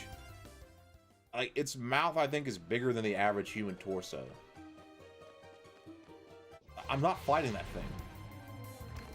Oh, he knows we're talking about him. He's back for revenge. Heard you were talking shit. I'm gonna run away from that.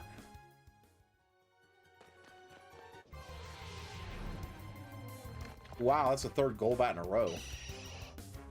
What about Mawchoke? Do you think you could beat Mawchoke in a fight? Also, follow-up question if the answer is yes. If the answer to can you beat Mawchoke in a fight is yes, how?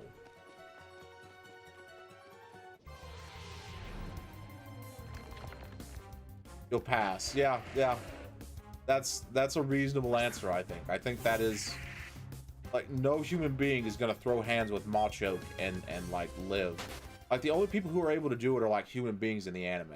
And I'm gonna say that doesn't count because it's a cartoon. But, I mean, like...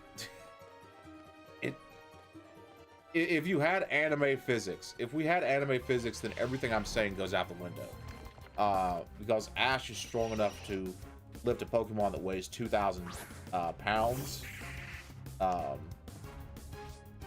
Bruce Lee. You know, I could see Bruce Lee at least keeping up with Mawchoke. Don't know if he could beat it, but I could see him keeping up with it. Fighting type Pokemon are just kind of hilarious to me. Like, you've got all the different elements. You've got fire, you've got lightning, you've got water, ice, psychic abilities, and then there's fighting type Pokemon. And what's their power? These hands. These hands. They're just throwing hands at you. That's their superpower. And it's strong enough to break rocks. It's strong enough to break steel. Strong enough somehow to break evil, which the dark type in Japan is called the evil type, which, you know, all your conclusions there, but fighting type is pretty strong, actually. Break ice? Yeah. Fighting type's, what, it's got 5 types it's super effective against. The fighting is good against normal. Oh yeah, it can beat the shit out of normal type Pokemon. It's good against normal, rock, steel, ice, and dark types. That's a pretty strong offensive type.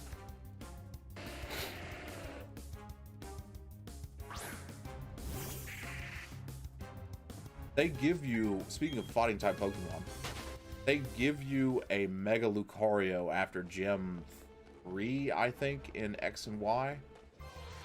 And if you use that thing, which no, hey, Mawchoke. if you use Mega Lucario in X and Y, no shame if you do. If you use it in X and Y, it trivializes that game. That game becomes stupidly easy if you use that Mega Lucario.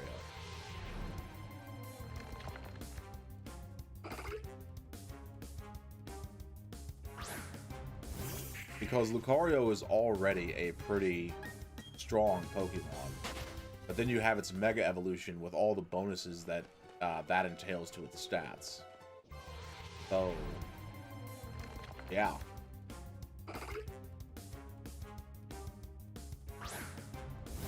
I think Medicham has a Mega Evolution too, doesn't it?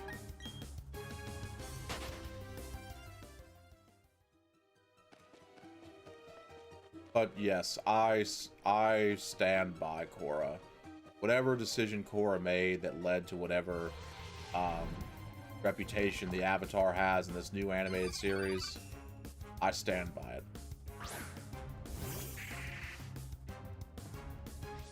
There we go. Jingling. I could probably beat Jingling just by picking it up and throwing it. That's what I'm going to say. If it's small enough for me to pick it up and throw it somewhere else, I could probably beat it.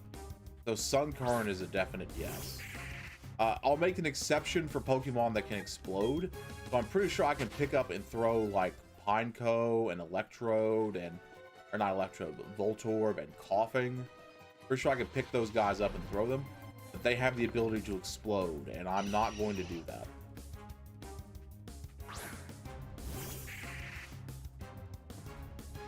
Alright. Running away.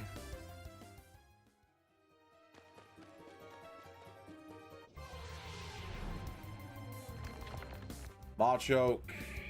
Oh, his belt glows. Well, it either glows or it catches the light whenever he does his little pose. That's kind of cool. I think it catches the light.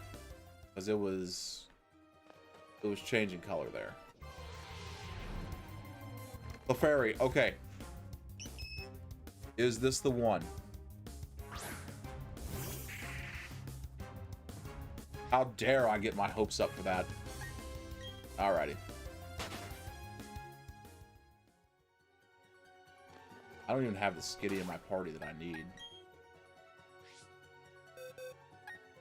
Let's see. We'll just go ahead and add Skitty to our party.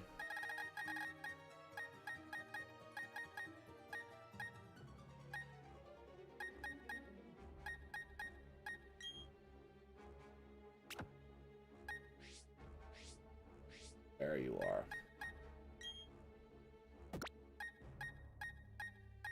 Level 62, my god. Oh yeah, because when they're in the underground, their level scales. Traveler.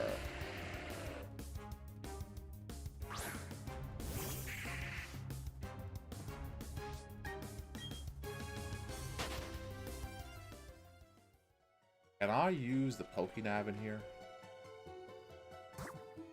Yeah, I can. Okay. It'd be nice.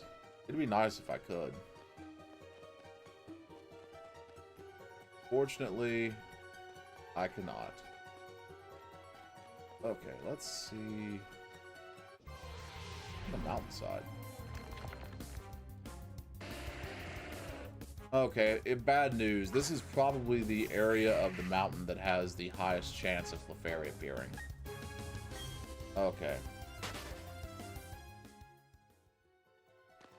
I just checked the mountainside spawn rate. Like, we go outside and try to climb to the top of the mountain. Clefairy has a 15% chance of appearing there. Oh, here we go.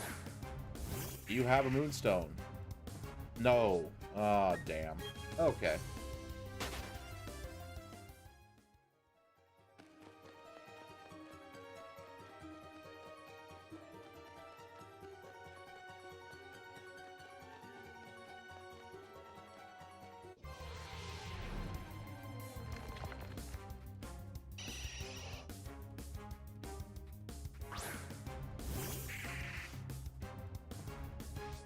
I am a little upset about the recent turn of events with the economy. Like, the economy. I sound like an adult when I say that, which I am, but I don't know. It just, I know this is gonna sound kind of random, but stick with me. With the economy looking to be on the downturn, I'm not, like, I'm seriously debating just not getting the Switch 2 at launch. I'm thinking I'll just pass on the Switch 2 for this year, and for the foreseeable future. I mean, I've got to start putting money away for make up for Social Security going away. I can't really, in good conscience, buy a Switch 2 this year. Like, not until I have a better idea of where the economy's going. Machoke is holding a focus band. Okay.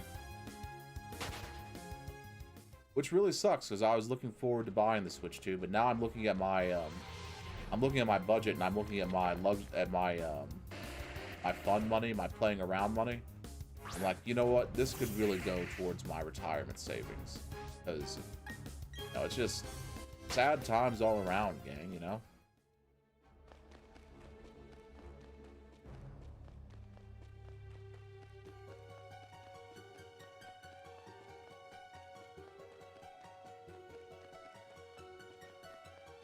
But it's not too bad because, oh, I didn't mean to go outside. So the good thing about, well, there's the good thing.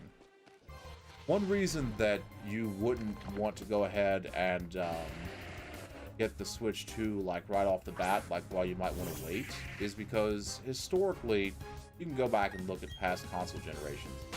Historically, launch titles have been kind of, and it doesn't matter, like, what console, the PlayStation 2, Xbox, what have you. Like, the really, really good games rarely launch with the system. The Switch was the exception with Breath of the Wild. And then Super Mario Odyssey came out very shortly after. I've got the OG Switch. I never got the OLED model. Which I got my Switch the year it came out. I got it like a few months later. After it first launched. But,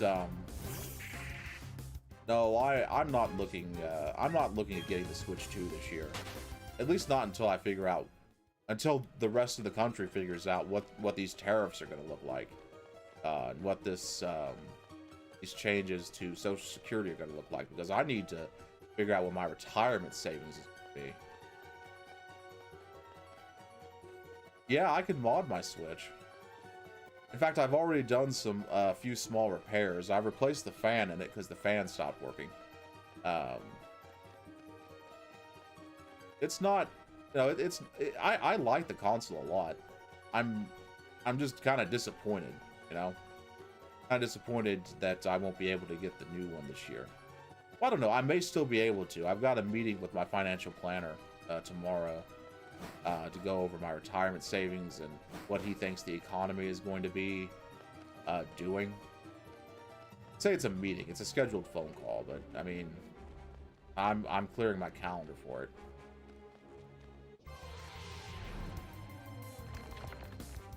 Hey, Golbat. You're not the one we're looking for, though.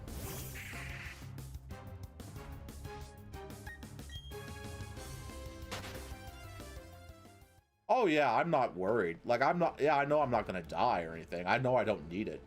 But it's disappointing, though, you know?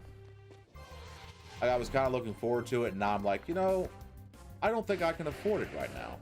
So, you know, kind of bums me out. That is true. There are far more important things in life. That's why I need to save money for retirement.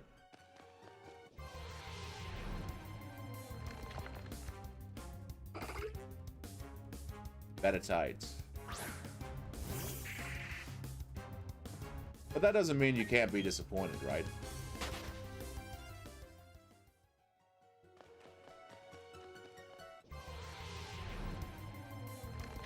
Ah, another Metatite.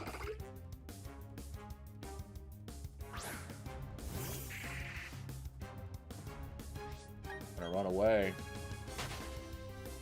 Will I live to retirement? So that's a dangerous question to ask. You should always assume you will be, and I'll tell you why. Because part of my current job requires me to deal with a lot of senior citizens who retired without any savings. And a lot of them say the same thing. Well, when I was younger, I never thought that I would live to retirement. And, you know, I thought I'd be dead by now. I mean, I've smoked every day of my life. And by the way, their medical bills show it too. Yeah, like you never, like, will you even live to retirement is not a question you should be asking. You should always be planning to be living that late, and saving for that. Like, that's the most responsible thing you can do. You should just assume you're going to be alive for the next 40 to 50 years and have the money stored away just in case. And if you end up dying, well, you have something that your children can, you know, can use to help better themselves. I mean, but I've seen way too many senior citizens who just live like just right at or below the poverty line because they didn't do proper retirement planning, because they really thought they'd be dead, and lo and behold, they survived. Our jobs. It depends on the job. So here's the thing. I have a retirement savings account with my job. I have a private retirement account. And I'm also planning to draw Social Security. So I have a 3-pronged retirement plan. However, if Social Security goes under or isn't going to be there, or like we have drastic changes with it, then I'm not like that's 1/3 of my retirement planning that's gone out the door, which requires me to like definitely save some more money.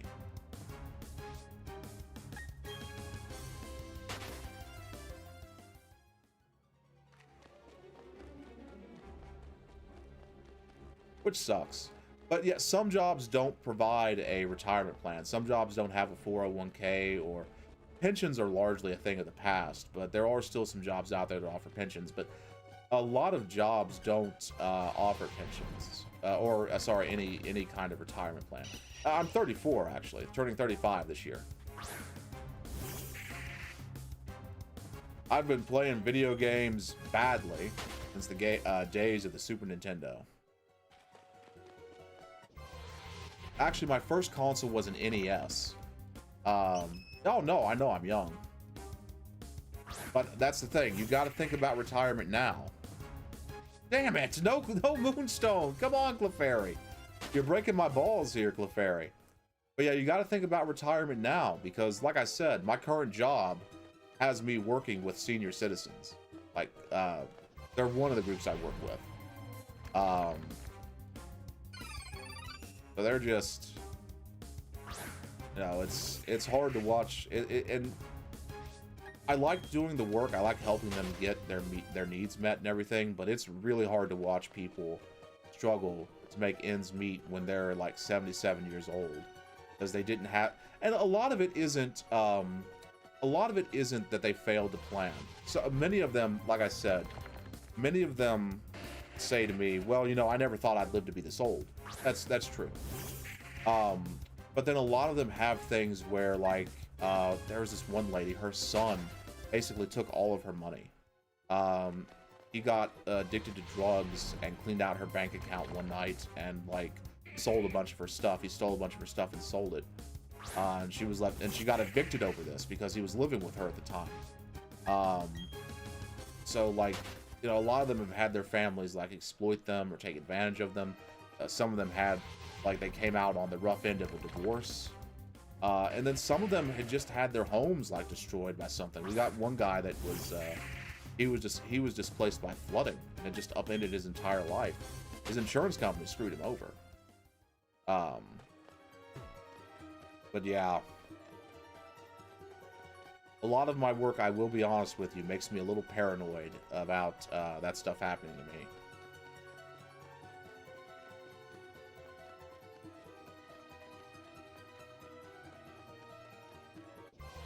But I'm not going to really lose sleep over not getting the Switch 2. Like, the Switch 2 is just a gaming console. No, not married, unfortunately. Cleanse tag. Or fortunately. It depends. Like, I don't have any children or anything that I need to worry about providing for. But I'm not going to lose any sleep over not getting the Switch 2 anytime soon. At least until I know, like, what games are coming out on it. And that's the thing. We just know about Mario Kart. No Moonstone. God. Ah, jeez.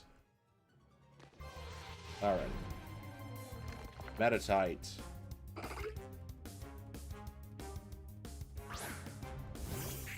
I've never been someone who gets a game console just for the sake of getting the game console.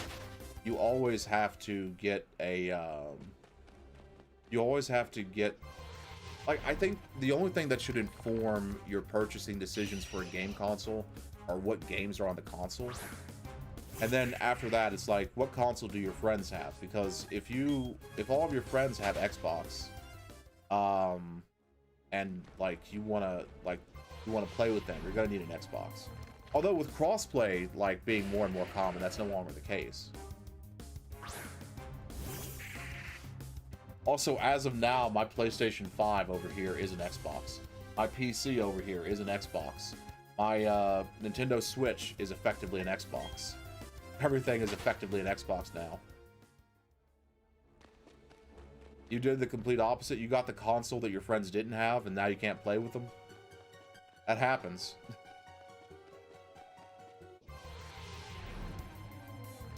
Metatite. Ah, we don't need tight. Good to see you, buddy, but we don't need you. You got the complete opposite of the console that your friends have because of your wife. You were raised with PlayStation. So I take it she's an Xbox woman?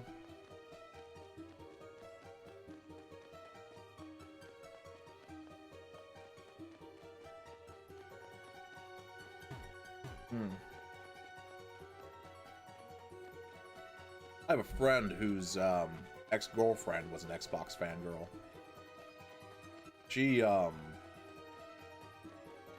She would always throw sly jabs in here or there about PlayStation being inferior to Xbox, and I said, well, yeah, I have a PlayStation, but mainly I play on my PC and my Switch. And then she started throwing in jabs about about PCs being inferior to Xbox, and I'm like, what are you even talking about? What are you even talking about? Like, I can't think of a game that can be played on the Xbox that can't be played on PC. Mercenaries and Mercenaries 2. Mercenaries 2 is probably the only game I can think of off the top of my head that can be played on Xbox that can't be played on PC. And no one's playing fucking Mercenaries 2 in 2025. So what are you saying, that the Xbox is better than the PC? I don't understand that. But she was a bit of a crazy girl. Roblox. Can you not play Roblox on the PC?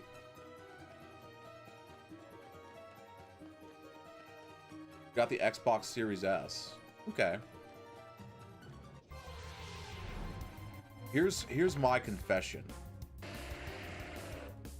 Here's my confession. I'm going to, I think, just like embarrass myself or do something and just admit this right now. I have never even seen the game Roblox played. Or if I have seen it played, I didn't know that it was it. I don't know a thing about Roblox. I don't know anything about Roblox.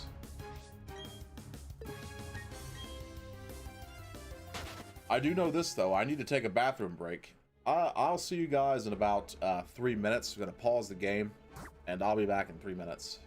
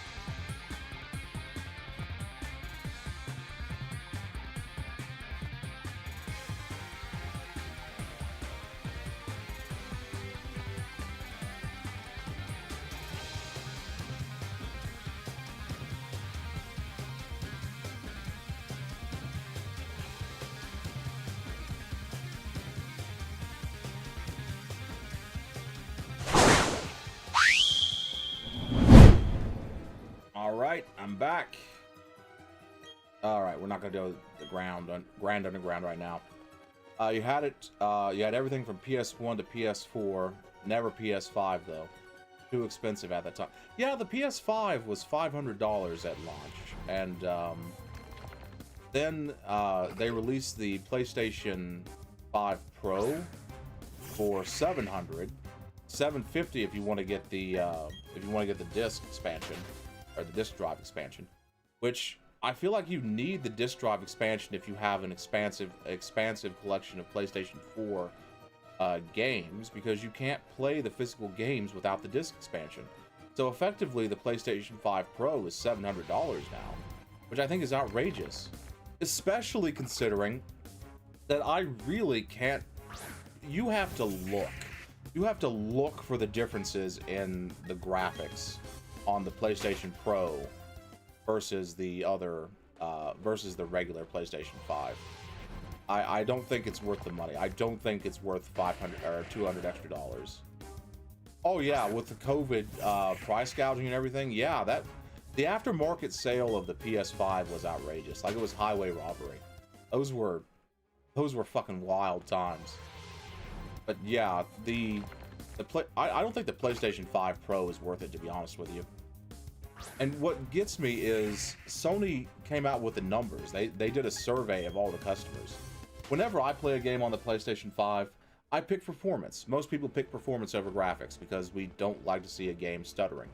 And they said that, well, since people overwhelmingly like to do performance, we're going to just say, hey, here's a bigger GPU. Now you don't have to pick between them. Except you do. That's the I guess that's the worm in the facial cream, isn't it? There's a caveat to the PlayStation 5 Pro, and that it can't always deliver graphics and performance quality. Like, sometimes it has to give.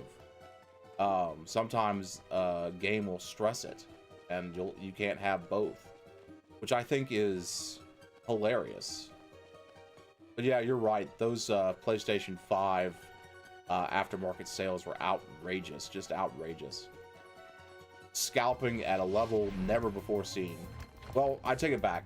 Scalping has always been pretty bad with the gaming community. Please have a Moonstone. I'm begging you, Clefairy, have a Moonstone. I need the Moonstone. Damn it. Okay, we're running. Okay. I gave, you sold your PS4 to your little brother. Yeah. I still have my PS4, actually. The PS4 was a bitch to clean. If you didn't dust it out regularly, dust would build up on the fan like a nightmare, and it would just sound like a carrier jet was taking off. But I upgraded my PlayStation 4 like 2 or 3 years before they even announced the PlayStation 5. I put in a 1 terabyte solid state drive, and the PlayStation 4 still runs pretty well. Like, the PlayStation 4, we moved it, I moved it into the living room. And now it's just there as my, like, media console in the living room. It plays Blu-rays fine. It does everything else I need it to do. The PlayStation 4 version of Cyberpunk, I'm going to bet that the PlayStation 4 version of Cyberpunk would run on my solid state drive on that PlayStation 4. Oh, you gave it to him. Okay. Well, that's very generous of you. They're still making games for the PS4, aren't they? It's crazy that they're still doing that. Let's see, the PlayStation 5 is already 5 years into its life, and they're still making games for the PlayStation 4. So, they were doing that for the PlayStation 4 as well with the PS3. Metal Gear Solid 5 came out on both the PS3 and the PlayStation 4 in 2015, and the 4 had launched in 2013, I think. Or was it 20? That was 2013, so that was 2 years into its life. But they were still releasing PS3 games into the new consoles generation. You only own the one now. Nintendo Switch, Xbox Series S, DS, and 3DS. Yeah, I've still got my 3DS as well. That's how I'm playing Omega Ruby right now. Because, like, the only bottleneck I really have in Generation, like, as far as getting the Generation 3 Pokemon for my Living Dex, is Deoxys. I can get Spinda here. Like, we can trade for Spinda. Like, I think you made that offer earlier. But also, I can get Spinda here if I just wait for an outbreak. Delcatty is obviously giving me nightmares right now because I can't find a flippin' Moonstone. But I can get Delcatty. And Salamence is nothing. Like, I can get Salamence easy. But Deoxys, I have to complete Omega Ruby and Alpha Sapphire. Well, just Omega Ruby. To get Deoxys. You lost your Leaf Green cartridge. Yeah. That's the thing about moves, man. Like, I feel like I'm always losing something in a move. Feels bad. That game doesn't go for cheap on eBay anymore either, does it? Like, I think it goes for, what, $80, $90? Hey, Clefairy! Does this one have a Moonstone?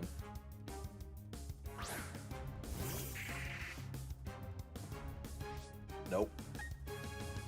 I'm sorry, man.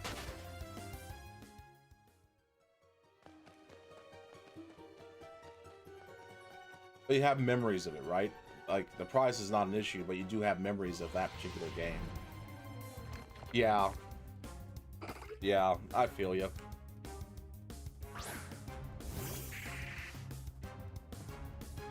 Yeah, revisiting old Pokemon games always feels like finding, like, buried treasure or a time capsule for... It feels like finding a time capsule from your youth.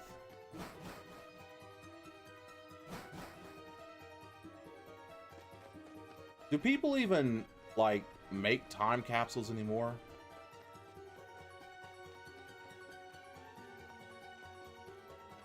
I feel like I put a time capsule together as a kid, like as part of a school project, and I don't remember what I put into it, but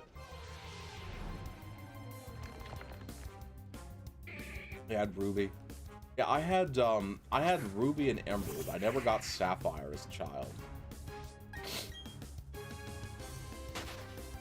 I didn't need to get Sapphire as a child. I was always a fan of Groudon. Fuck the type disadvantage. I wanted, like, Groudon was the best. Did you just lose all of your GBA games? Gonna run away from that. Golbat. What do we have? What's this one? Jingling.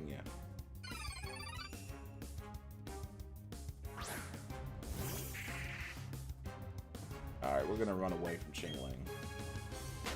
Oh, leakage at home, yeah.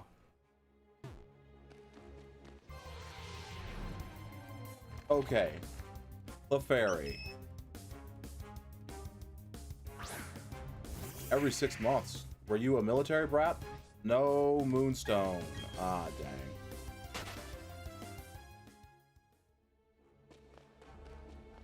Yeah, I think, every 6 months, was it because of your parents, or like I'm gonna guess you were in the military if you moved that frequently. Just your mom. Okay. City to city.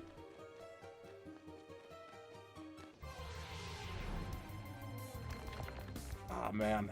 Now me, I grew up in like the same town pretty much all my life. I didn't leave that place until I went to college. Because that was a culture shock. Like, college was the first time that I was ever actually, like, forced to make new friends or meet new people. It was awkward, but I made some pretty good friends at college. In fact, most of the people I still talk to this day are my friends from college, but yeah, I don't really have many, aside from 2 people, I don't really have many lifelong friends from childhood. All that. Oh, you mentioned leakage in your home. I remember one time, I collect comic books as well. I had the complete collection of The Sandman, Neil Gaiman's The Sandman series. And then, like, there was a leak on my roof that got into my attic. Completely ruined them. It took me forever to find a... Okay, what do you have? You have a cleanse tag. We don't need the cleanse tag. It took me forever to replace them. But I was only able to replace them with second edition printings. Like, at the point, like, I got them when I was younger. And I never checked to see what edition the printings were. And by the time the flood damage, well, it wasn't a flood in the attic. It was really just a leak. By the time the leak had damaged them, they were so worn you couldn't read them anymore. So I couldn't even tell what edition they were. I'm going to say they probably weren't like first editions, but they were probably part of the like earlier runs. They might have been worth some money if we didn't have that leak in the attic. Now, I like to champion physical media as a way to own your property and to like always have the thing that you love. I stand by that. But the fact is, physical media also isn't permanent. Physical media can be destroyed. Physical media can be flooded, or like something tragic can happen to it, a fire. Yeah, part of the problem too is with getting distant with your friends. Yeah, most people are like that. They spend time with their wife and their family. Like, I've got friends that have been married, or that are married, and part of the reason that happens is because you have a greater responsibility to your family. You've got to spend more time with your family, making the home and everything. And there's nothing wrong with that, but it does mean that your free time is significantly cut. And it's not just you. Your friends also have wives of their own or husbands of their own. Everyone gets busy. Me, I'm always busy with work or family stuff of my own. I got called over. I had to spend a whole day on Saturday, like yesterday, at my cousin's house, helping her with helping her figure out how to work Microsoft Word. But like, you know, you have, like, everyone's schedule is just busy. And that's why I think that's the main reason why people grow more distant. Because we all have more responsibilities now. We all have more things to do. It's rough. Rough.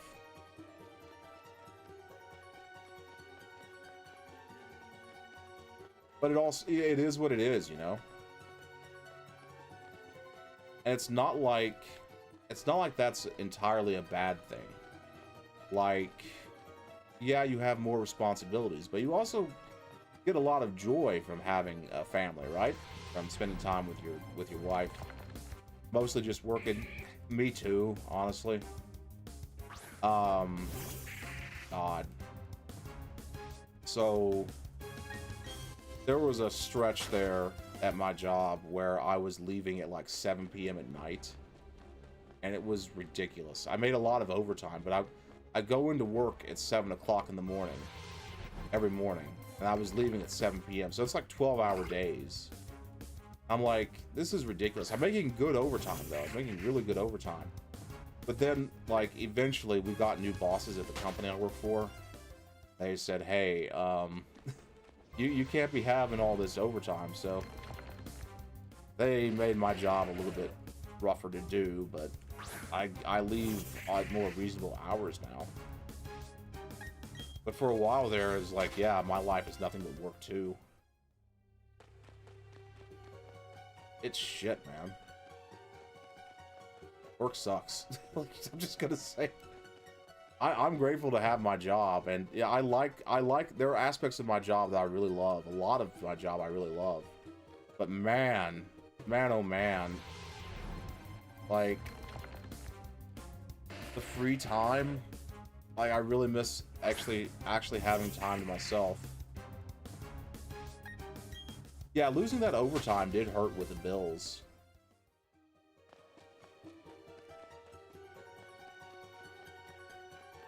Mostly it just forced me to cut back on savings. The fairy. Alright. Moonstone. 5% chance. Do you have the moonstone? Oh, no. We're running away. Alright.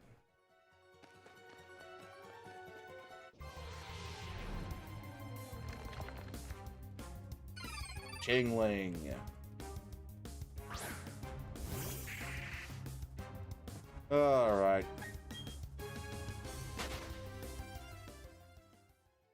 Man, this Moonstone rarity is kicking my ass.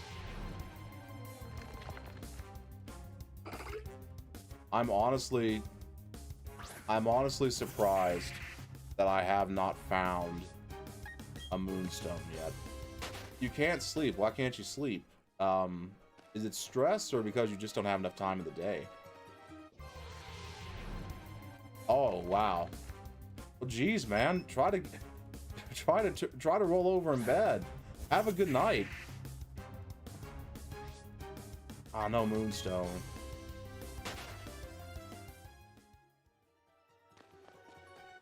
You work third shift, or are you not in the same hemisphere as me? I'm in North America.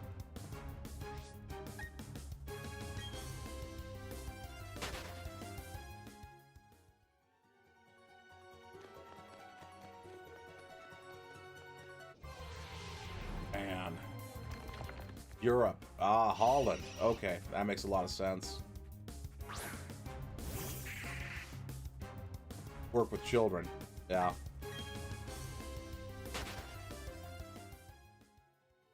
Jeez, do something to get some sleep. I mean, if I had to take a nap, I don't know. 3 to 4 hours. I've done that before too. Hell, when I was in school, it wasn't uncommon for me to just not like sleep at all and then just go to school and take my hour-long commute. Shit. Back and forth. God, that was awful. Don't wake up. Are you gonna go take the you're gonna take the forever sleep? I joke sometimes that I'm so tired out after work, I'll take the sleep of the dead.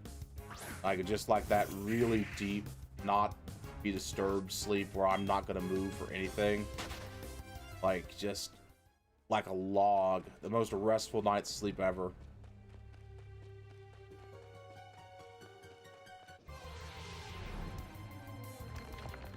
You're gonna sleep. Wake up at 1 or 2. Yeah. Here lately, I've been having increasing problems with acid reflux in my sleep. Like my stomach acid will build up and wake me up in the middle of the night.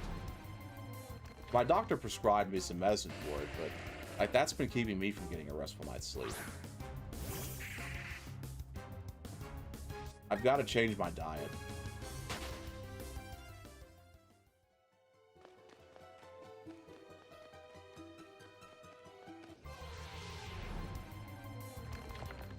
$7:30 to 4, huh? Okay.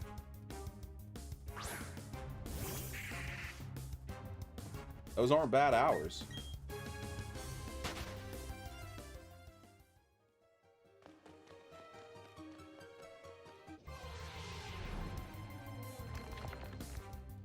Ah, it's another Machoke.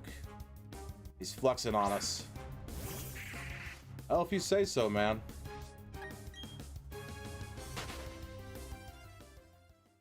Yeah, the power nap.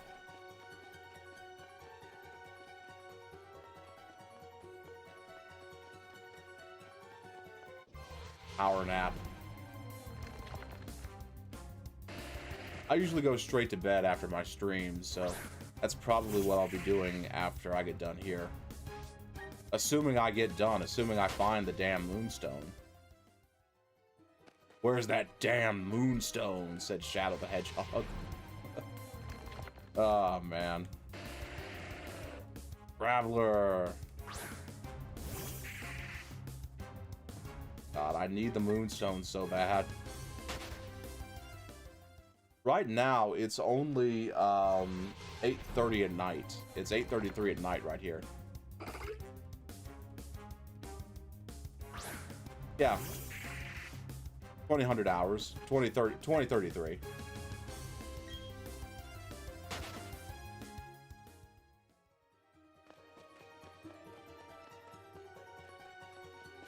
Oh, it's not too bad.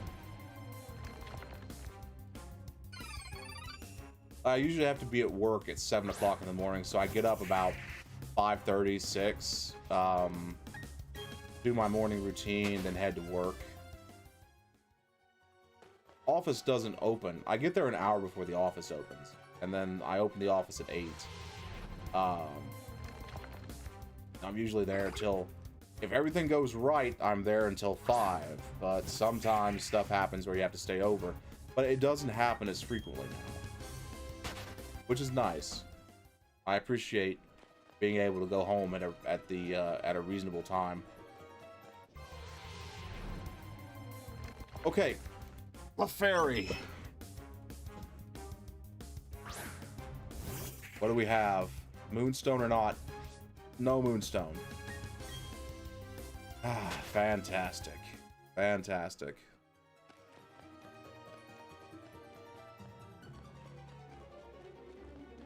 Oh, by the way, I have a Discord you can check out if you want to. You would stay in touch there. Let's see. There's the Discord link. Alrighty. I think I sent my friend code out earlier.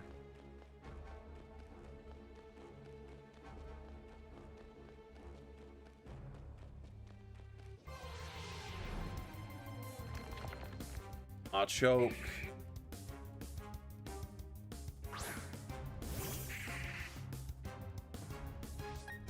Alright, we're just gonna run away. 3 shifts to open. Monday, Tuesday, and Wednesday. First 3 days of the week. My second job ever, back when I was a high schooler, back when I was 17 years old, my second job ever was closing at McDonald's. The closing shift at our local McDonald's here was a nightmare. Actually, I tell a lie. I didn't do that when I was 17. I started there when I was 17, but they won't let you work closing shift until you're 18. When I was 18, I started doing closing at McDonald's. And I think out of every shift I've ever worked at any job ever, that was easily the worst shift. I've done third shift. I've done overnight shift for places before, and that's not as bad as doing closing shift at a fast food restaurant. Closing shift at a fast food restaurant is a nightmare. McDonald's over here in the States, let me give you some idea. So opening shift gets in around 4:30, 5 o'clock. They usually leave at around 11. McDonald's here stops serving breakfast at 10:30 in the morning. And it is the opening shift's job, first shift. It's their job to get rid of all the breakfast food that's left over. However, frequently what we would find when we're closing is we'd pull out the tables, we'd pull out the machines, we'd pull out the grill and everything to clean underneath them. And we would find like muffins and sausage patties and bacon and everything else that had fallen on the floor that obviously first shift had just kicked underneath the table for us to clean up at the end of the day. It was like, so we're basically cleaning up, closing shift is basically cleaning up first shift's mess. That is hands down the worst shift out of any job I've ever had. I will never close at a restaurant ever again. That is the worst. Honestly, I don't think I could ever go do restaurant work again, period. Traveler. Gonna run away from this guy. Like, yeah. You always, the closing shift seems to always get screwed. Because they would just always dump like all of their dirt and stuff. Like every shift is supposed to clean up after itself, and none of them ever did. So closing shift got saddled with cleaning up after everybody else.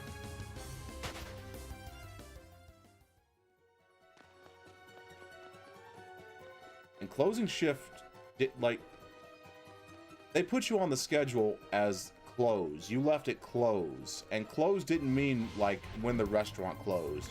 Close meant when everything was done after the restaurant closed. So the restaurant could close at midnight, or it could close at 1 o'clock, depending on the day of the week. And you were in there until all of the cleaning was done. So if you had a really busy day and couldn't get any of the pre-cleaning done, you could look at being there until like 2 o'clock, 2:30 in the morning. Man.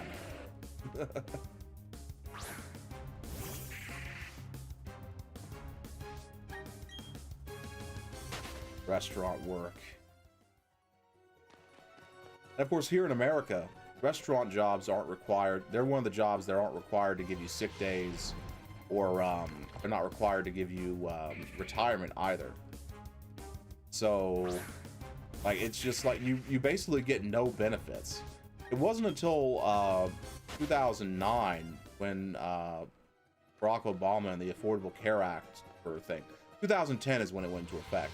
But it wasn't until then that the restaurant I worked for even began to offer us health insurance. And they only did that because they were required to by law. So it's like, so you don't even get your medical stuff paid for.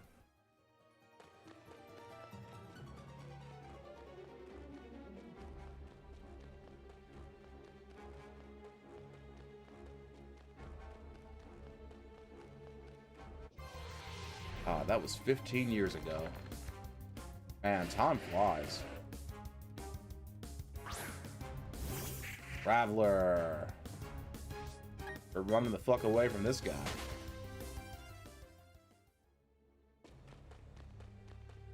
Right. Little Chingling. Sorry, buddy. Nope. Put it away.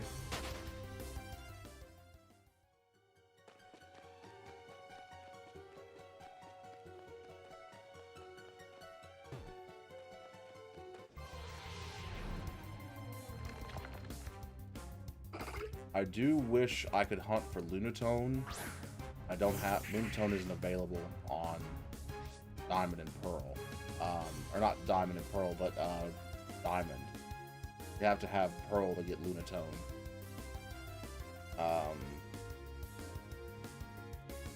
It's available in the underground. And the only reason I wish I could hunt for Lunatone is because I'm, like, looking to break up the monotony a little bit. Look for something other than just Clefairy. Clefairy! I was just talking about you. Do you have a Moonstone, by chance? Bayonet, tell me if it has a Moonstone. It does not. Alright. Good deal.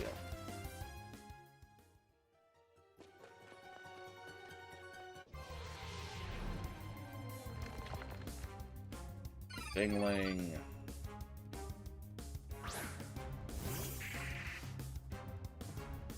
We'll find that Moonstone one way or another.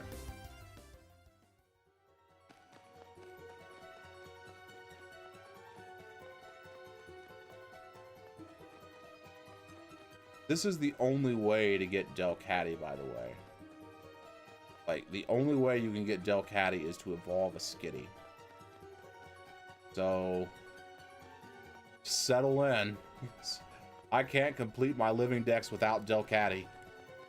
Like, out of all the Pokemon, Delcatty would be the one to slow me down this much. It's amazing.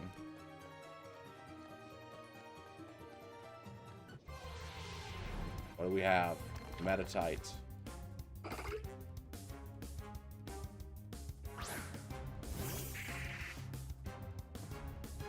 Run away. I don't want to throw hands with Metatite. Another one.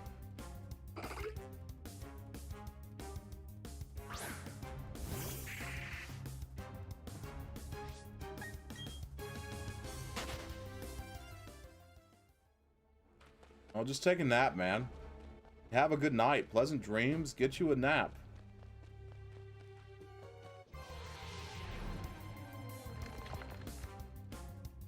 I'll say this, one of the benefits of having a wife, having a partner, is that you can just ask her to wake you up in the morning, and she'll probably do it too because she doesn't want you to lose your job.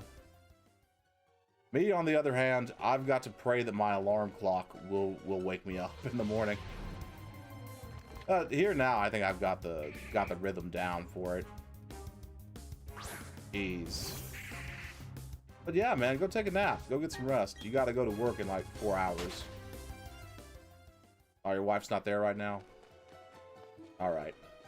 Hey, the Trojan Virus. Thanks for the raid. Come on in. We are hunting for a Clefairy. Not because we want Clefairy, but because I need a Delcatty for the living Pokedex. It's good to have you with us, man. Good to have you with us. But I need... So, Clefairy... We need a Clefairy because Clefairy has the Moonstone. And we need to use the Moonstone to evolve Skitty into Delcatty. So, right now, we're effectively just searching for Clefairy. So, because Pokemon is that ridiculously circuitous of a game. And there's only 2 ways to get a Moonstone in Pokemon Brilliant Diamond. You have to either mine it from the underground, or get it from Clefairy. Or Cleffa. Yeah, if you could buy them in the store, it'd be so much easier. You can get it from the underground, and I spent about an hour mining in the underground, and I couldn't find it. So now I've switched gears to hunting Clefairy. I don't know which one has better odds, though. I can't find an odds table. Because... Here's the thing. Clefairy, I know the odds for Clefairy, and it's really abysmal. 10% encounter chance for Clefairy. And then, when you get Clefairy, there's only a 5% chance that it has the Moonstone. So those are basically shiny odds. But, I mean, you know, shiny hunting is a pretty entertaining thing, right? So we'll just do a Moonstone hunt. But I can't figure out if these odds are better or worse than mining for it.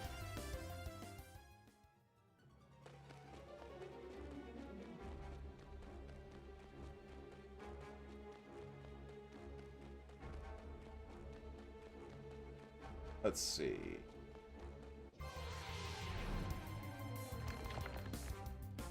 Metatite.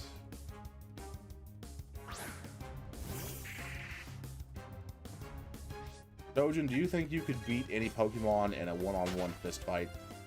We were talking about that earlier. The only Pokemon I can think of that I could even have a chance, a small, remote, laughably small chance of beating in a fist fight, is Sunkern. That's only if it's asleep. I don't think I could beat a Magikarp in a fight.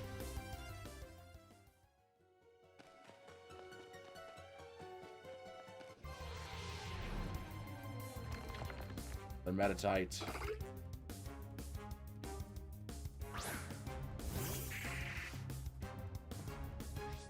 I'm gonna run away from that. There is a shiny hunt that I'm wanting to do in this game, which I don't remember.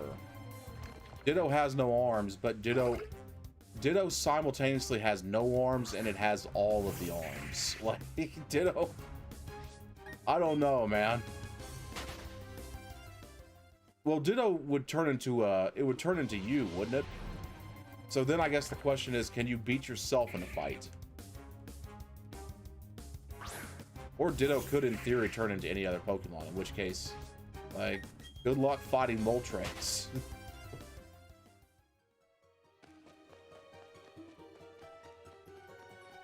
You can beat yourself in a fight.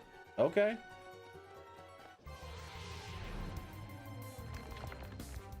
It is always you versus you, I suppose.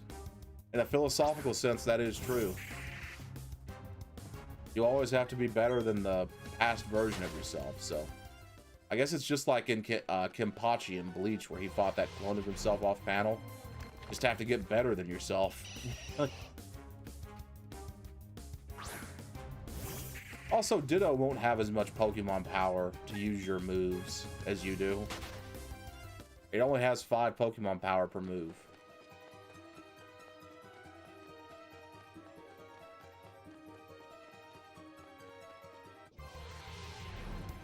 Another Golbat.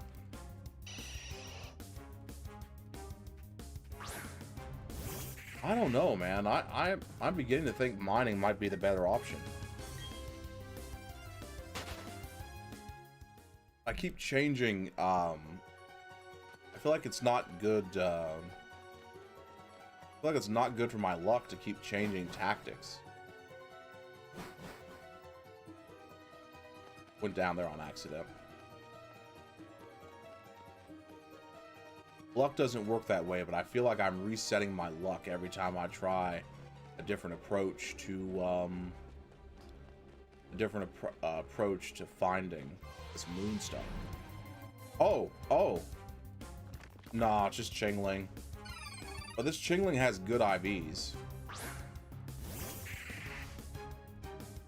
Let's just catch it because it has good IVs. That little animation at the beginning where it zoomed in on my face means it's a rare Chingling. It has good effort values, or individual values, rather. Okay, we'll add that to our party. And we'll put it in a box. Shove it inside of a box. So we can evaluate it. It has great attack and special attack. Okay. Naughty nature, which I forget what that boosts. What does a naughty nature boost? Attack. Not a great nature for Chingling to have, sadly. That's fine.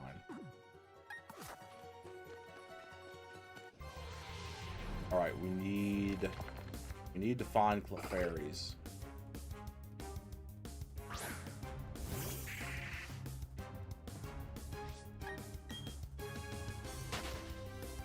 Yeah, I'm starting to lose hope that I'll even find the Moonstone in this playthrough, in which case, we're gonna join me next Sunday. Ah, man. Actually, I think it's Monday for you, isn't it, Devuza?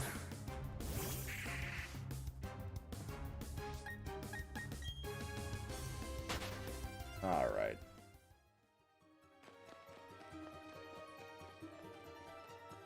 Gotta love the international dateline.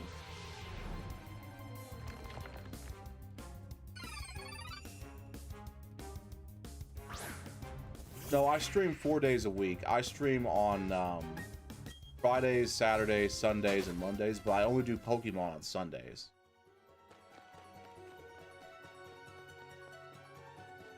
I may switch it up and do Pokemon on Saturdays, I'm not sure. Right now, I'm only looking to complete the living decks on stream. And it's been a bit of a pain. There are parts of it I obviously can't do on stream. Getting Arceus by finishing the Pokedex and Legends Arceus, I can do that on stream. That's no problem. But Deoxys, I can't get Deoxys on stream. I have to play that on my 3DS, and I don't have a workaround for streaming on the 3DS. Not one that's going to be, like, enjoyable for people to see. I can jerry-rig up a series of cameras to point at my 3DS screen and stream that camera, but no one wants to see that.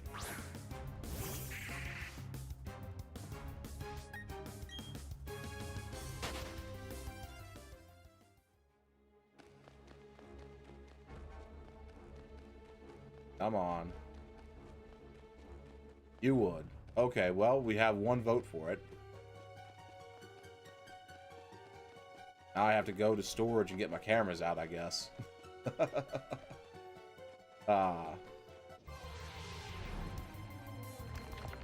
But all it'll be is just me brute forcing my way through Omega Ruby with Mega Latios. Because they give you Mega Latios really early.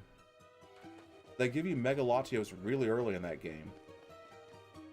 I'm just brute forcing my way through Omega Ruby with Omega Latios until I get to Mega Latios. Until I get to Groudon and until I get to Deoxys. And When I get to Groudon, the only thing that's going to change is I'm going to start using Groudon to brute force my way through the rest of the game.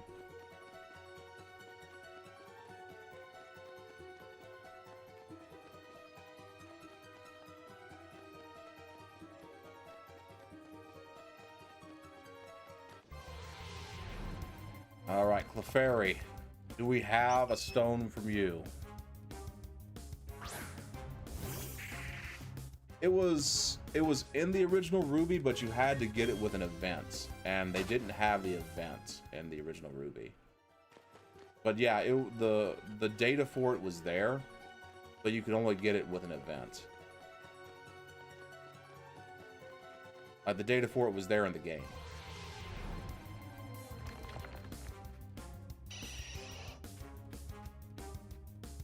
All that.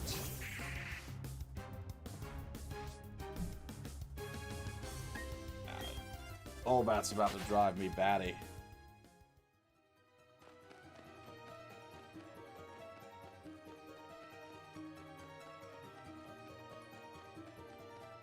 Oh yeah, you're telling me. That there's no reason for certain Pokemon to be so time gated. Diancie, the only way to get Diancie is in Pokemon Home. It used to be available in an event in like 2016, 2017. And if you did not get that event Diancie, your only way to get Diancie is Pokemon Home. However, you cannot transfer the Pokemon Home Diancie out, or not Home, Pokemon Go. You cannot transfer the Pokemon Go Diancie out of Pokemon Home for reasons that I forget. Like, the game, for whatever reason, can't determine if it's legitimate Diancie or not, if it's from Pokemon Go. So it can't leave Pokemon Home, which is ridiculous. They need to do another Diancie event. They need to do a lot of events for a lot of Pokemon people have missed. Ah, it doesn't have a Moonstone either.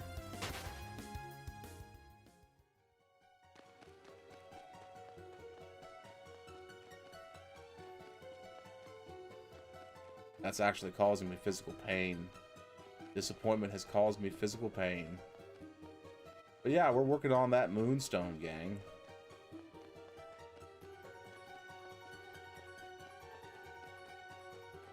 And it is kind of silly because I agree with you. You should be able to just buy this. Yeah, you missed the event Darkrai. They had a Darkrai for they had a Darkrai for Legends Arceus too, but I think that it was tied to a pre-order event or something. It's ridiculous. Like, I guess I get it because the event makes them special, and the fact that it's a fleeting thing makes it more special. But God, is it annoying. Just awful.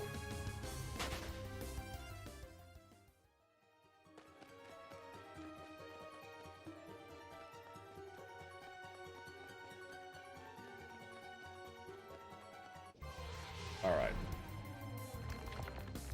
I hate that Metatite looks to be about the same height as... I hate that Metatite looks to be about the same height as Clefairy. You got shiny mythicals, man. That's impressive. I need to play more Pokemon Go. I don't play anywhere near enough Pokemon Go. I literally only downloaded Pokemon Go to play, to get Diancie. And after I got Diancie, I was just like, alright, I'm done. But there's a lot of stuff I'm missing out in Pokemon Go. A lot of stuff I'm missing out on.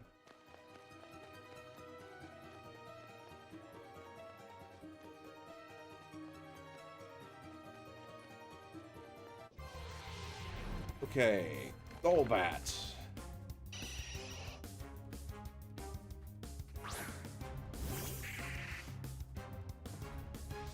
Oh, we're just gonna run away from that.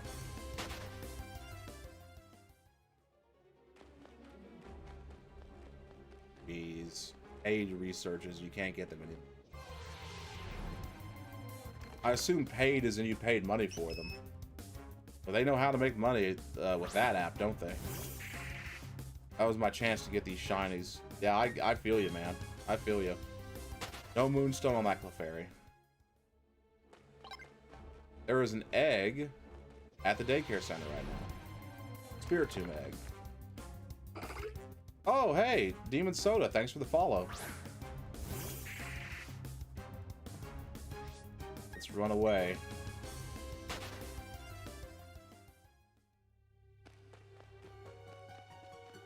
€5 each. Man, that's crazy. Alright, we are still looking for a moonstone for Clefairy. Or, no, not Clefairy.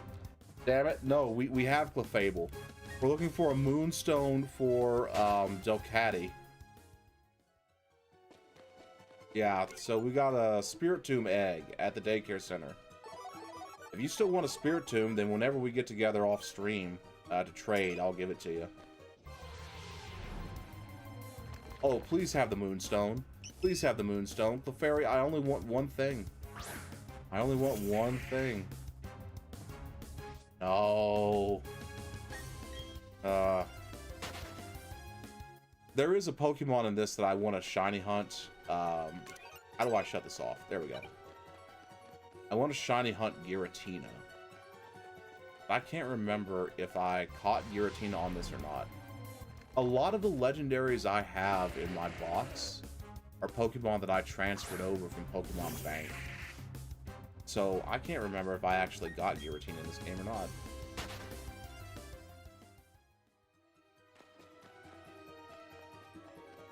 What's up, Soda?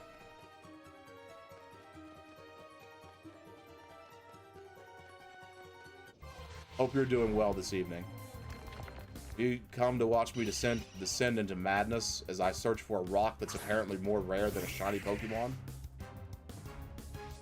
Just finished streaming. Okay, nice, nice. And what were you streaming? All that. That looked like a unique animation. Platinum. Oh, hell yeah, man. Hell yes. I had, I think by the time... Oh, damn it. Okay. I think by the time I finished Pokemon Platinum, I think by the time Black and White came out, I had close to 400 hours in Pokemon Platinum as a kid. Like, I lived on that game. That was insane. Hey, what was your starter Pokemon? What were you doing in Platinum? Fuck it, we'll do Shadow Ball. Oh no, wait, Shadow Ball has Stab. That might kill it. Okay, it didn't. Good, good, great. Pokemon Platinum, hell yeah. Critical capture, we got it. Yeah, no shame in emulation. I mean, you gotta do what you gotta do. I was just telling chat here that if I had... Well, I don't know how you can... I know it's possible to transfer Pokemon from an emulated game into your Pokemon home, but I don't really have the necessary know-how to do that. If I did, like, I would emulate Omega Ruby and play it on stream, but pretty much what I have to do to get, like, some of the Pokemon for the Dex is I have to play Omega Ruby off stream. There's no way to get Deoxys otherwise. Oh, your starter was Piplup. Okay. How far did you get into it? Like, what gym are you on? Has audio problems. You know, there's always a problem with an emulator. The emulators, I mean, a lot of emulators out there are like 1 or 2 man projects. Like, a very small team makes them, and they do that as a hobby. There's gonna be problems with them. It sucks, but you just kind of live with it. You know, you make kind of make peace with it. Build Life City. Okay, so you're not that far into the game yet. Okay. we are searching for a Clefairy to have a Moonstone. Because we don't need the Moonstone for Clefairy. We need it for Skitty to evolve Skitty into Delcatty and be one step closer to completing the Living Dex. But I mean, right now I'm going crazy because I can't find a Moonstone off of any of these Clefairy. You do have 5 badges on Brilliant Diamond on Switch. Nice. I'm in the post game. I don't know how far into the post game I am on this. I was just telling chat, I don't know if I've even got Giratina. I'm hoping to shiny hunt Giratina if I don't have it already. If not, I'll have to like get my copy of Shining Pearl off the shelf and see if I've got it there. Well, no, I know I don't, because I don't have any progress in Shining Pearl. Like, I bought these two together and I've only ever played Diamond. Well, I might have a chance at getting a shiny Giratina. But the odds for this Moonstone are actually pretty low. I don't know what the odds are to find it in the underground, which is why I'm not mining it in the underground. So what I'm doing is I'm searching for Clefairies that might have it. And the Clefairy here has a 10% chance of appearing, and it has a 5% chance of holding a Moonstone. So those are basically shiny odds for a regular-ass Delcatty. That's how we spend our Sunday nights on this channel. Dingling!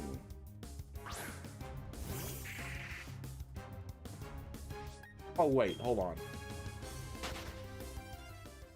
That Golbat we captured that had that unique animation when it came in. I want to take a look. Okay, it has good IVs. Okay.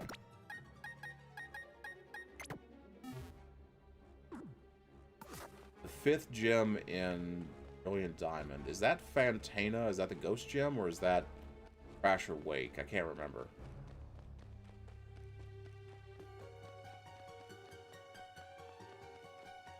It's been so long. Ah, Chingling.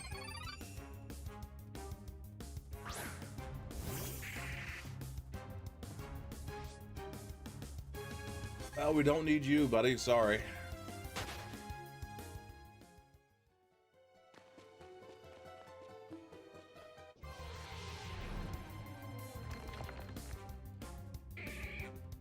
Choke. Yeah, there were so many big improvements that Platinum made over Diamond and Pearl, the originals. The fact that you actually have a choice in Fire-type Pokemon now, I think is great in Platinum. Just more Pokemon in general in the Pokedex. Yeah, it's more work to complete it, but you have a more robust selection of Pokemon to choose from when making your team. Flint actually has a sensible Fire-type team in the Elite Four.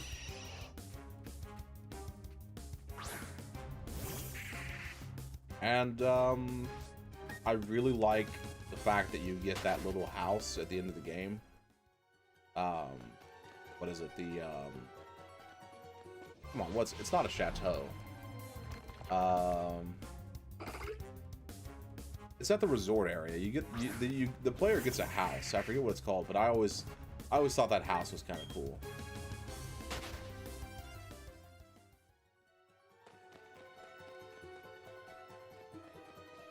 It was a good money sink post game.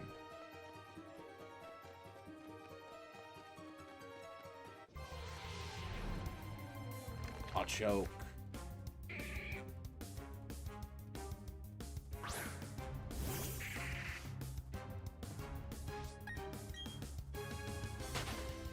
Alrighty. Moonstone, Moonstone. Traveler.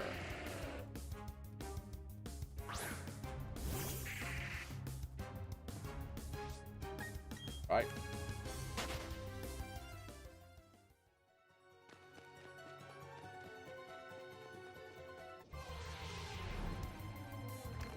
Golbat. Nope.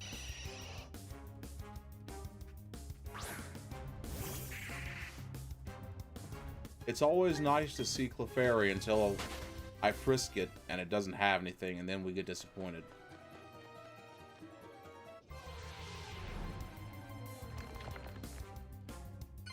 Pokemon is such a weird series, because I'm sitting here thinking, I wish there was a way to increase the appearance of Clefairy like in Scarlet and Violet.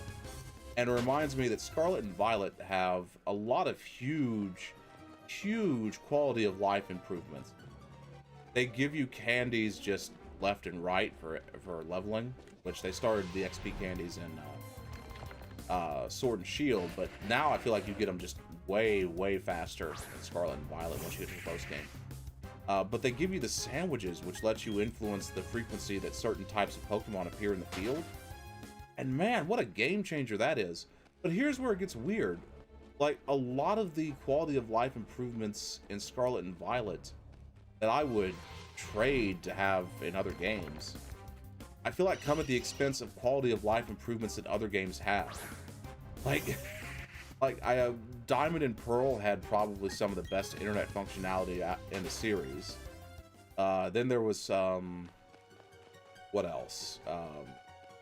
Oh, the interface for the start menu and the pause menu was, I think, the best it ever was in Pokemon Sword and Shield. Like, they had really good interfaces there. Okay, so Twitch is telling me we're going to have to take another ad break to stop pre-roll ads.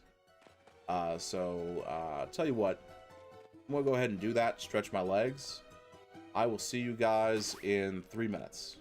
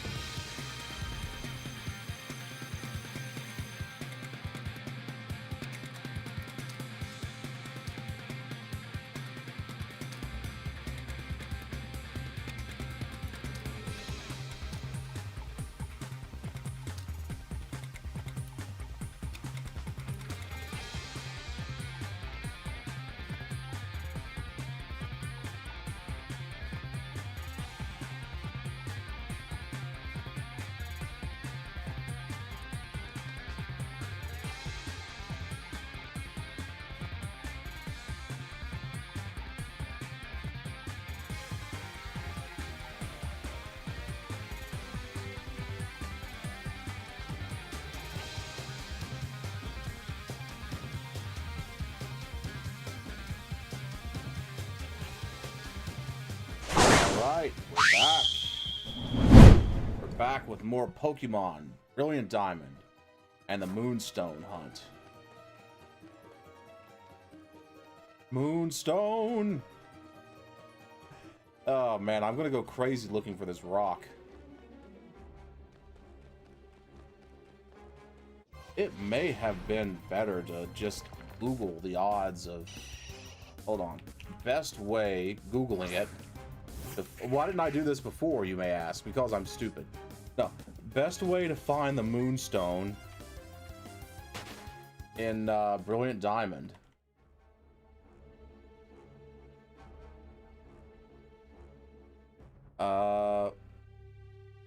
Most reliable way is to explore the Grand Underground. Well, we tried that forever and we couldn't find one.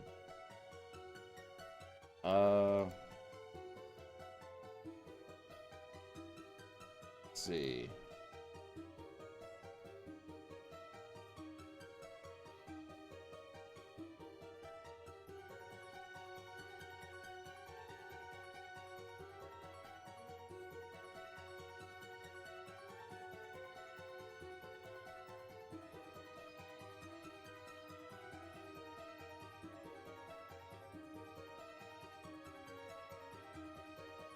Yeah, the only way to find it is in the underground and in on Clefairy. Okay, so we're sticking with Clefairy for now.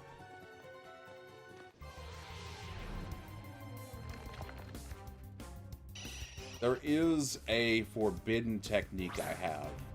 That forbidden technique is called cheating. So here's how I'm planning to cheat if I have to. Cleffa can also be found in a different floor of this cave. Cleffa is the pre-evolution of Clefairy, baby Pokemon. It can only appear during the day and night at a 5% chance. However, it can appear at a 25% chance, which is a 10% higher appearance rate than Clefairy, if it is morning. So the way I'm going to horribly cheat is to change my system clock and try to find Cleffa that way. Obviously, because I don't want to cheat, I'm loath to do that. But I feel like I'm going to go crazy trying to find the Moonstone through more legitimate means. Like, this is... Also, I don't think modifying your system clock, I'm going to be honest with you, I don't really think modifying your system clock is necessarily cheating. I am being a little bit silly by calling it cheating. Traveler. Traveler, you are not the stone we need, good sir. You are not the stone we need.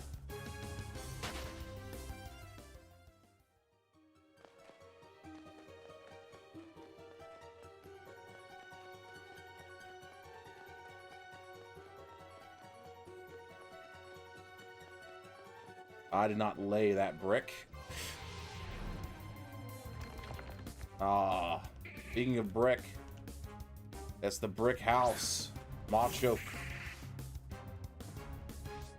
Better run away from that guy.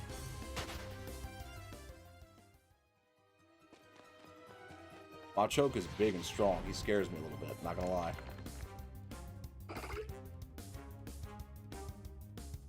Meditites. Hell yeah. Gonna run away. Every time Meditite appears, there's like a split second where I get hopeful because it looks like Clefairy. Well, it's the same height as Clefairy. And so I'm like, oh, is that Clefairy? Like, oh no, it's just Meditite. Oh man.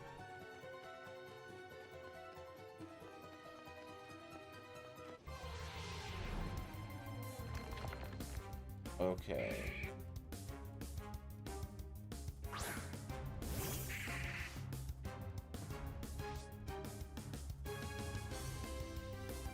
I'm gonna run away.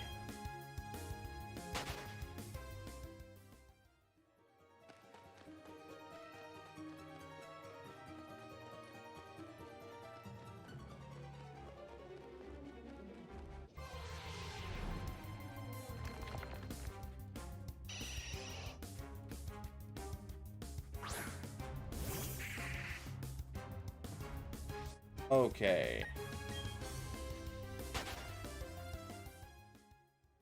But we are going to do what we are loath to do, which is change time setting on the Switch. Okay, so Mount Cornet, Clefable, just double check to make sure I got the right location.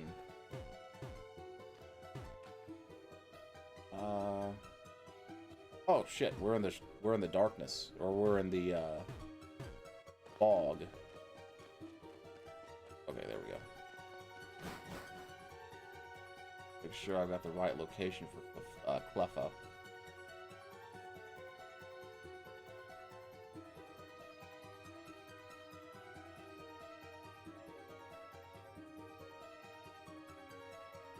Oh wow, hold on.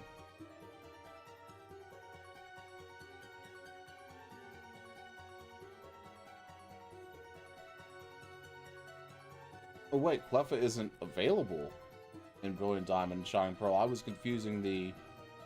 Oh god, I don't have a way to get here, to get it to appear more frequently. I was confusing Diamond and Pearl location information with Brilliant Diamond and Shining Pearl. Oh god. Well, oh I know that, yeah, it's there. And I do have the method. Okay, cool. Let's get to the Eterna City's Scholastic side.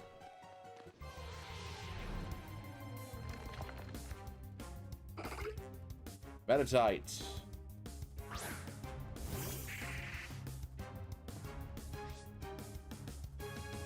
Alright. So part 1 of this method is to get to the right location, and then part 2 is to change the time.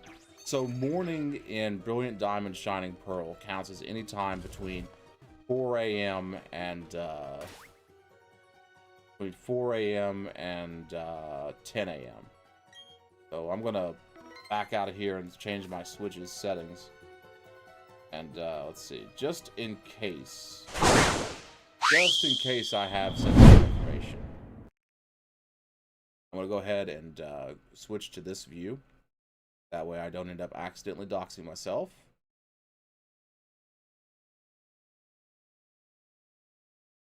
We'll change it to 4 a.m.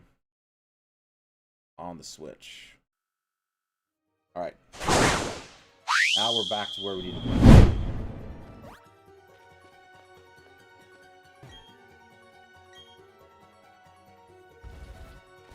So Cleffa should now have a 25% chance of appearing.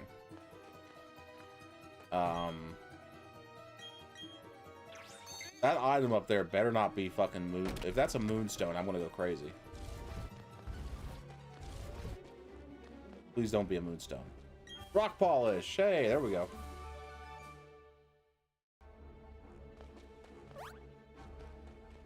Okay. So we are now looking for Cleffa. Cleffa should have a 25. There it is. It's Cleffa. Look how cute.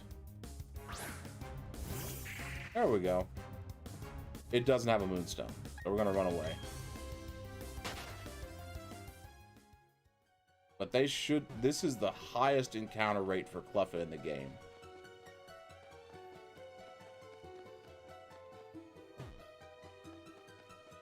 Outside of the trophy garden. I don't know how often we can get them in the trophy garden. Alright, that is a Cleffa.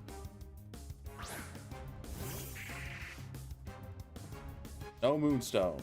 Okay, cool.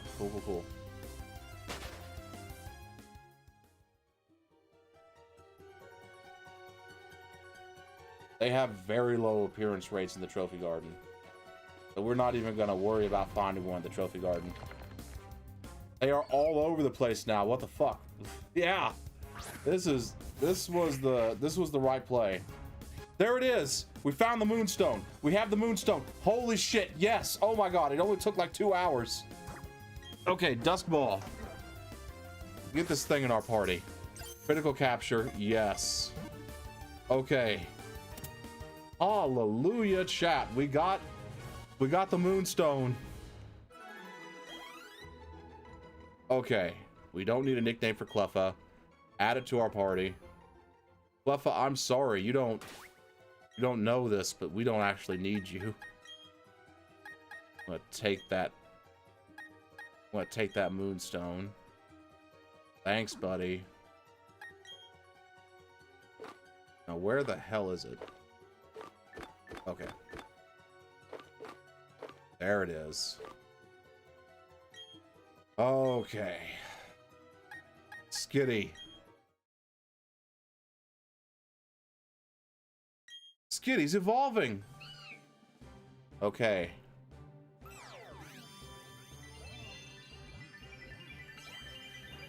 That took us how long? 3 hours. Don't you tell me it took me 3.5 hours to get frickin' Delcatty. And I had to cheat to do it. I had to modify my system's time.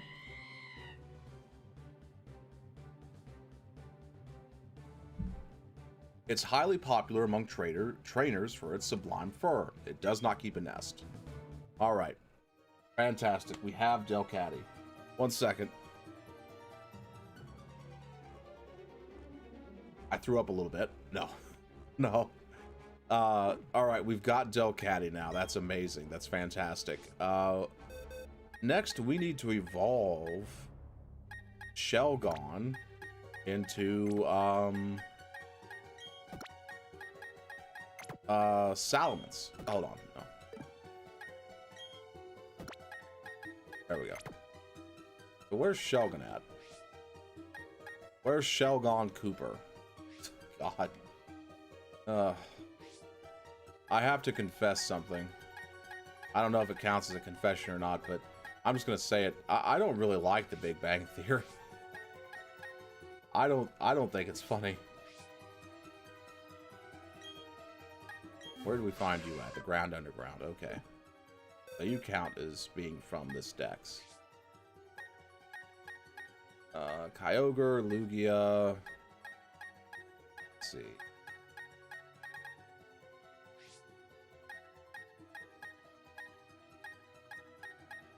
Oracle. I feel like I needed you for something, but no, I've got you in the Dex. We need to find Shelgon, so let's just search for it.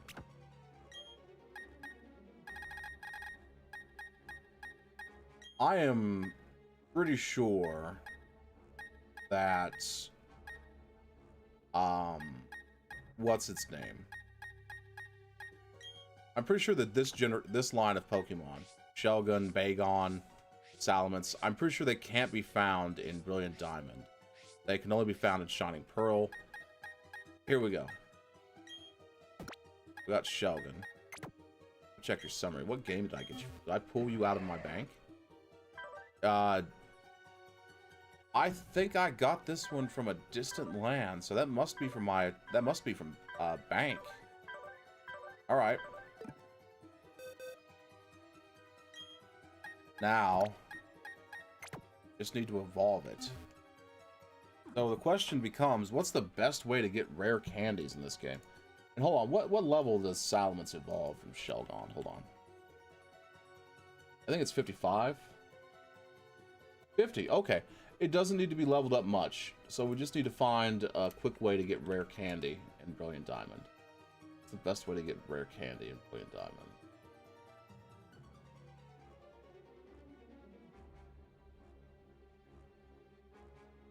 At the Battle Park, we can get it for 20 BP. Well, shit, let's fly to the Battle Park. Alright. We'll head to the Battle Park.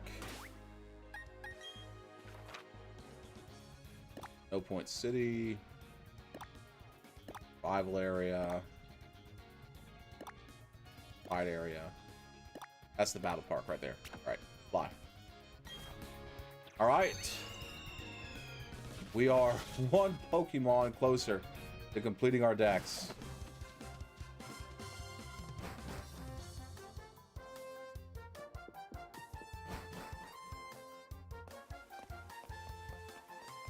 Alright. think this is where we trade BP. Problem is, I don't know how much BP I have.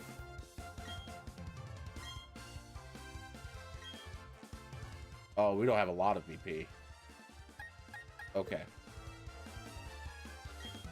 Well, thankfully, we have another way to horribly cheat in this game. That's called going to Pokemon Home. And it's moving Salamence from there. No. We are going to evolve Salamence with battle points. By using battle points, buy rare candy. We're going to evolve Salamence that way.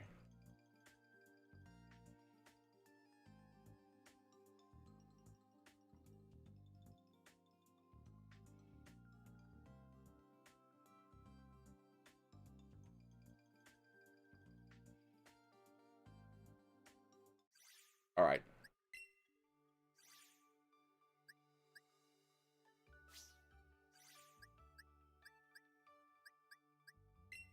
Points. Yes. I think we need 60. 20 points for 1 point. Okay, so how many is that?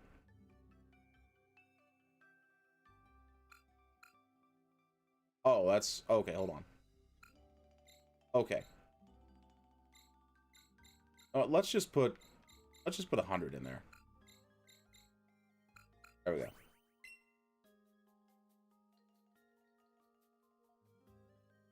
Just top it off with 100.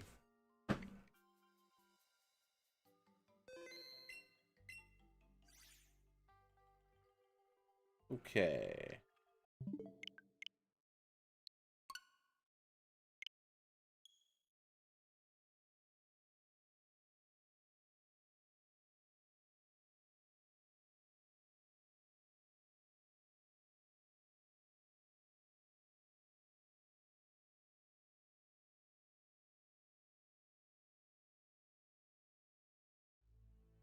All right.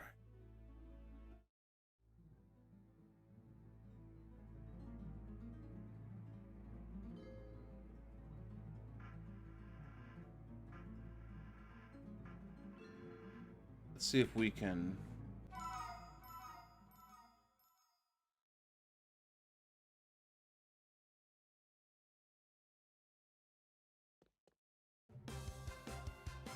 Oh, hold on. I was looking at ways to game the system. Trying to change the swarms so that I can get Spenda. Okay. So we have rare candies now.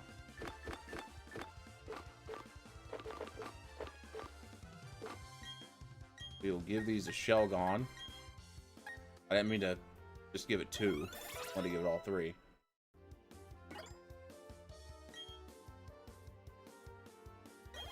Alright. Now it should evolve. Yes. Yes. I can't believe I don't have Salamence already.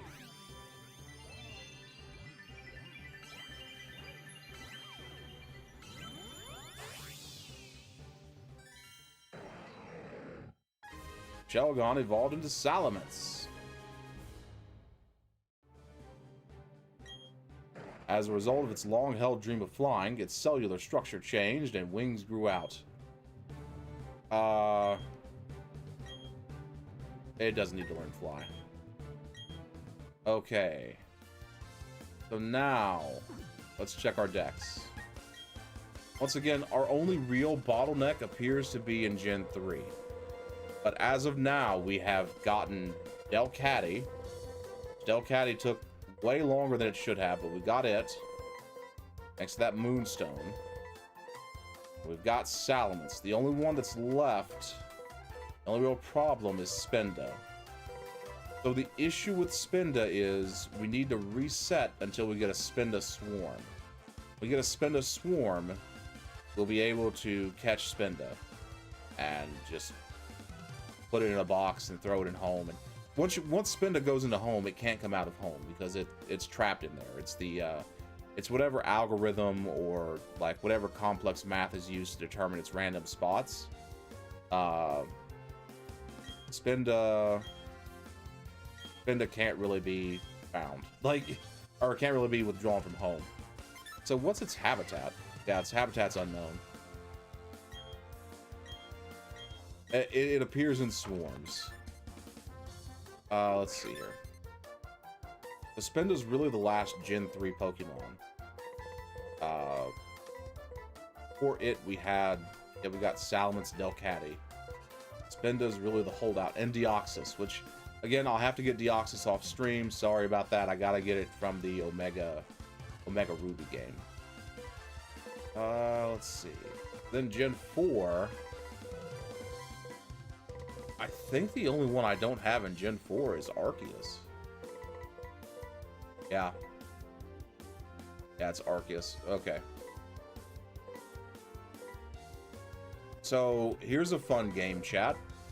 Do you think I'll get Deoxys first, or do you think I'll get Spinda first?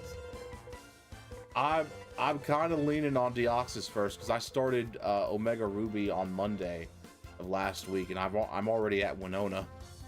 I only played it like 2 days in a row, so I think I'm gonna get Deoxys pretty quickly. The Spinda, we're just gonna have to play roulette with the we have to play roulette with the swarms. Let's see, how do we reset the swarms? Let me double check here. Let me pull up my handy dandy cheat guide. So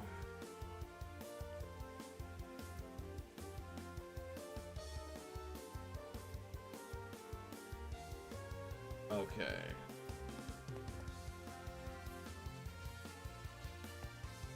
That I found will take quite some time, but if you're lucky, you're able to get the swarm you want without waiting 24 hours.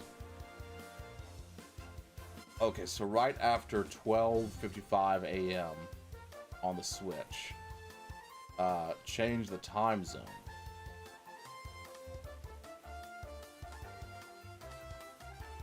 Then go to the other. Wow, they made it really hard to change the. They made it really hard to change the swarm. Wow. Okay. Let's go ahead and save.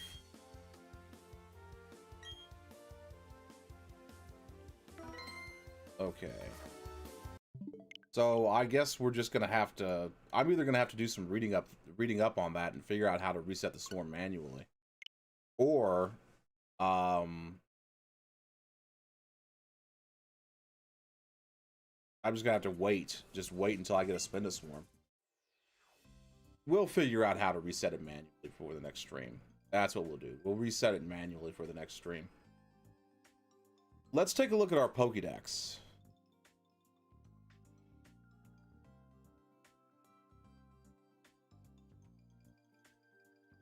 Which actually, I've got my 3DS right here. I could just connect the 3DS right now and take some of the... I have a Spinda. I caught a Spinda in Omega Ruby. Like, I could just take this Spinda and send it there. In fact, why don't I do that? I've got a few Pokemon in Omega Ruby that I could just go ahead and transfer.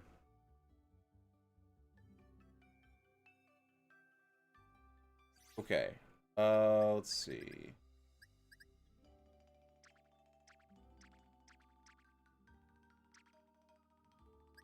Where the devil did I put Delcatty? In a box with Torterra, I think.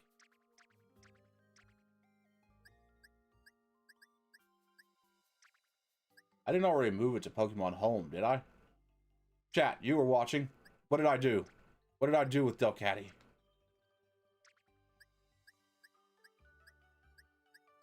Oh, man. Oh, man, the ADHD is getting to me. It's causing some problems, man. Chat, what do I do? I can't remember where Delcatty is. There it is. All right. There's Delcatty. We'll get this organized too one day on stream. It'll be a really nice, relaxing, chill stream where I just organize my Pokemon boxes. Let's see.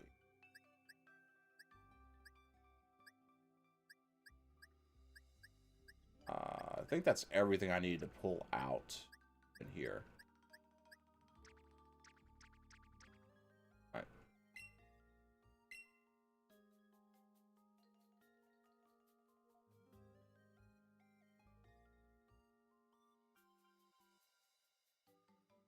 So really, we just added one Pokemon to the Pokedex today.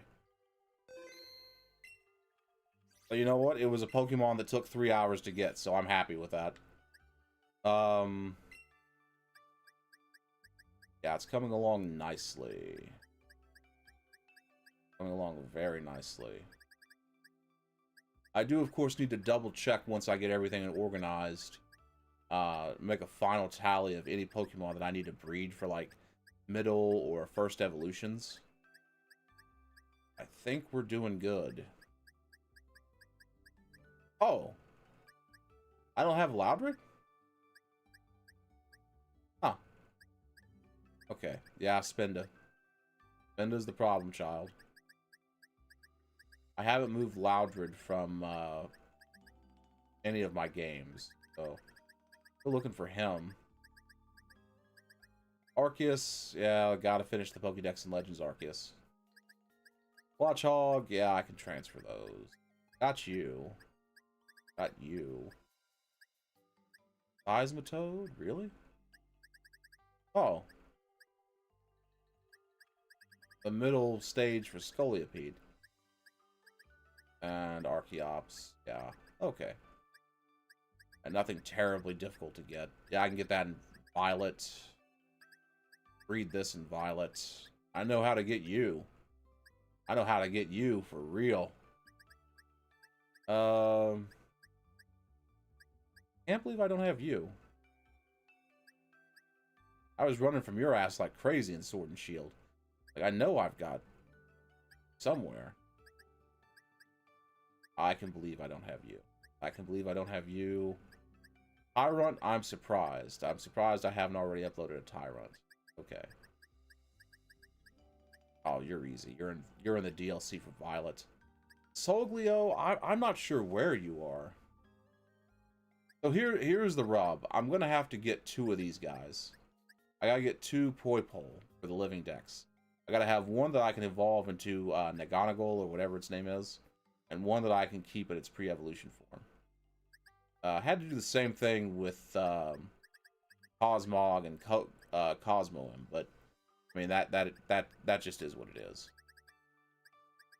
Ligo, Meltan. I can get you in Pokemon Go. Sneasler, I have a Sneasler. I know I have a Sneasler. I just haven't. Yeah, I might have to replay several games. Well, no, I don't need to replay. I don't think I need to replay anything. Let's see. For Poipole, I've got Sword. I haven't done any of the Dynamax adventures in Sword. So, I could probably get that from Sword. Or I could probably transfer the one I have in Ultra Moon. This one's going to be a problem. I don't remember where I got Niligo, or whatever it's called. Yeah, so you were lucky, Chojin.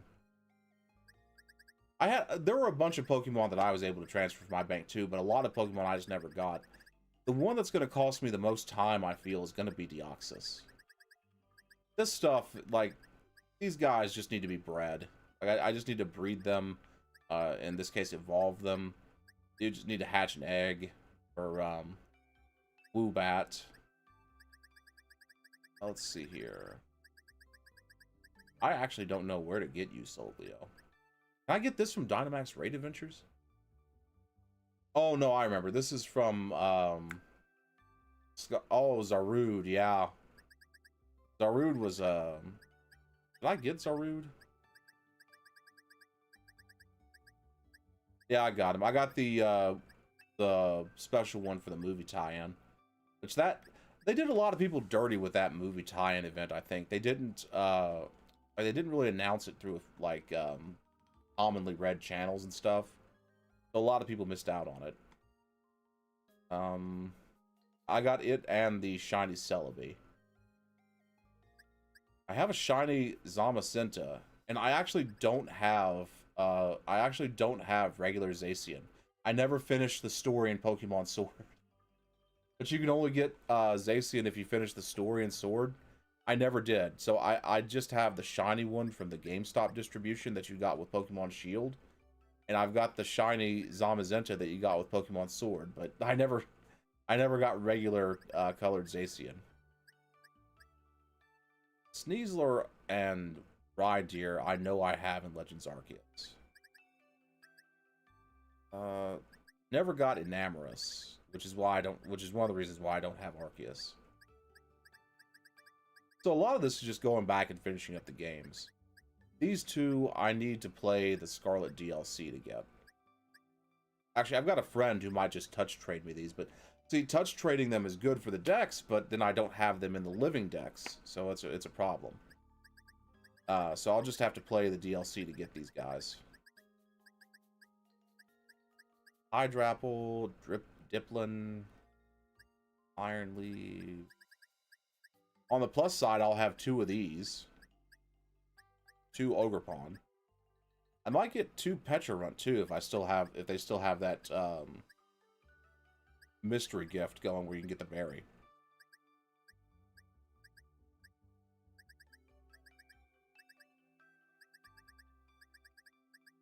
So based on the ones that I don't have the evolutions for, or the middle evolutions, Sword, or Shield. You are actually in Violet. You're in Violet too. I think the next game I'm gonna try to work. Yeah, Violet. Yeah. Okay, Violet. Yeah. Violet. I'm going to start hatching a lot of Pokemon in Violet to get some of these missing Pokemon. But one thing I am going to do is I'm just going to go ahead and fire up the 3DS real quick and connect it to the Pokemon Bank. So you can bring Pokemon over from Pokemon Bank for the Nintendo 3DS system. Well, first, let me make sure that my Pokemon are in Pokemon. There's going to be a lot of stuff I'm doing off screen, guys. Sorry about that. I'll just narrate what I'm doing. I'm firing up Pokemon Bank right now. And you connect to the internet. It's signing me into my Nintendo Network ID.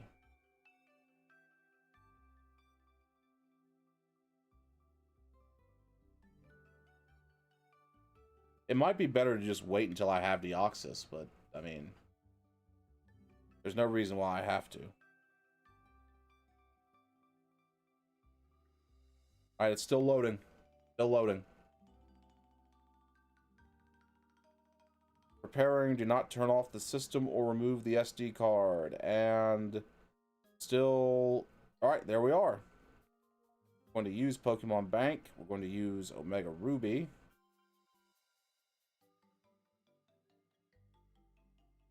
We're going to get some of the Pokemon I have in Omega Ruby into the game.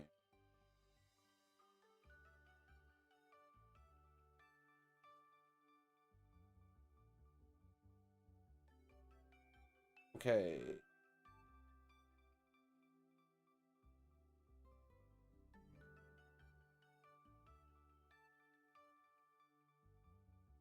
Mainly, I'm looking for Spinda. There it is. Okay.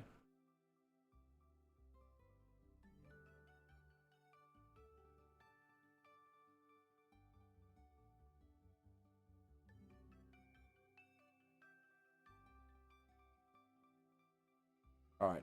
All the Pokemon that I want to transfer are there. Right, we're going to save and quit, and then we're going to go to the transporter in Pokemon Home.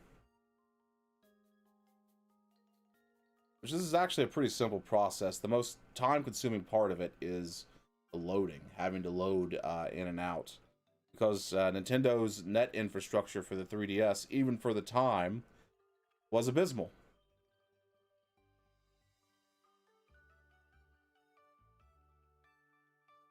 They have never been at the forefront of that. Like, for all the innovation Nintendo does with consoles and things, they never really they never really tried to be on the bleeding edge of internet technology.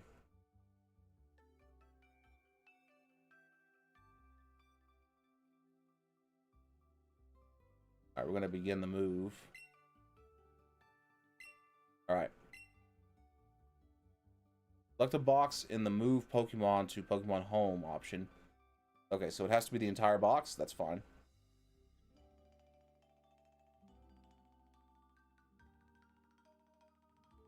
Okay. It's been a while since I've done this.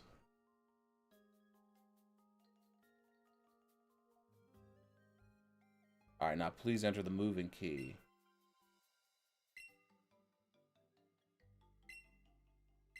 Yes, create a moving key. What is my moving key? There we go. F6. Okay, come on.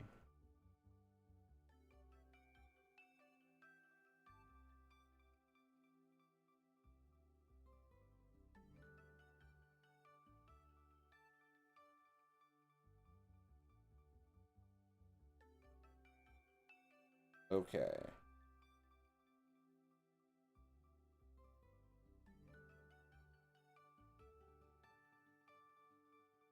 Hopefully I got that put in there, right?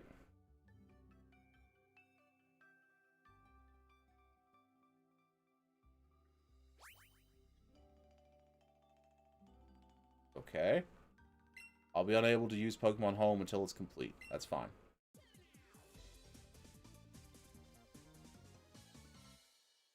May take a little time for it to finish, so we'll just sit tight. But yeah, that's a ridiculously in-depth process, I think. Like, I don't think it... I don't know, I feel like it takes a lot of time.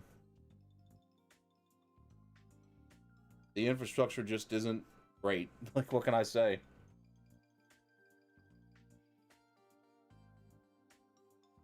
Did it finish? I don't think it finished. Yeah.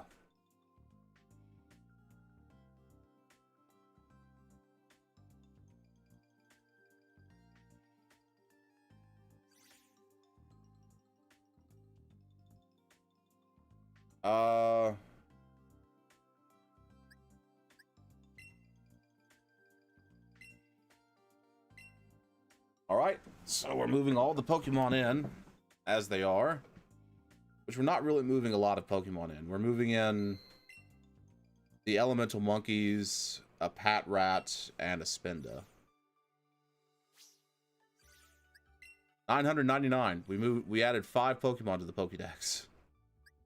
Alright.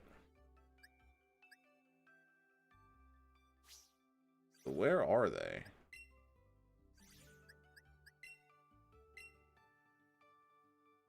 We'll do that later for Deoxys.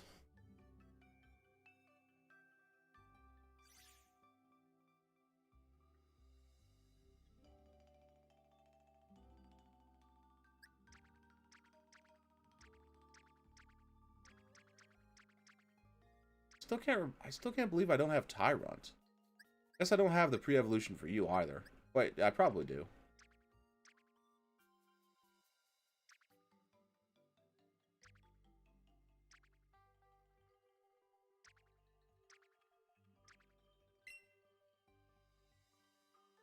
Let's see if we can find Patrat.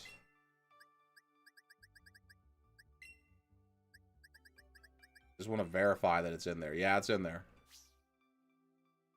What box did you go to? Okay. And we got Celebi. Alright. Spinda. And Spupa. Okay, great. Alright, well, that's part of the living dex completed. I just need to... I need to hunker down and just, like, organize the son of a bitch. Alright, so... that's it for tonight, gang. We'll go ahead and call it here. It's close enough to 10 o'clock. This has been me, Sumibito. I'm going to sign off now, find somebody to raid. Hey, if you haven't heard it today, please remember that you're worthy of love, you're worthy of respect, and you are worthy of kindness. But those things are best, those things start at home. They start with you. So begin by showing them to yourself. Show yourself some love, some respect, and some kindness, and remember to pay it forward into the world. I'm going to sign off now. You guys have a good night, and peace out.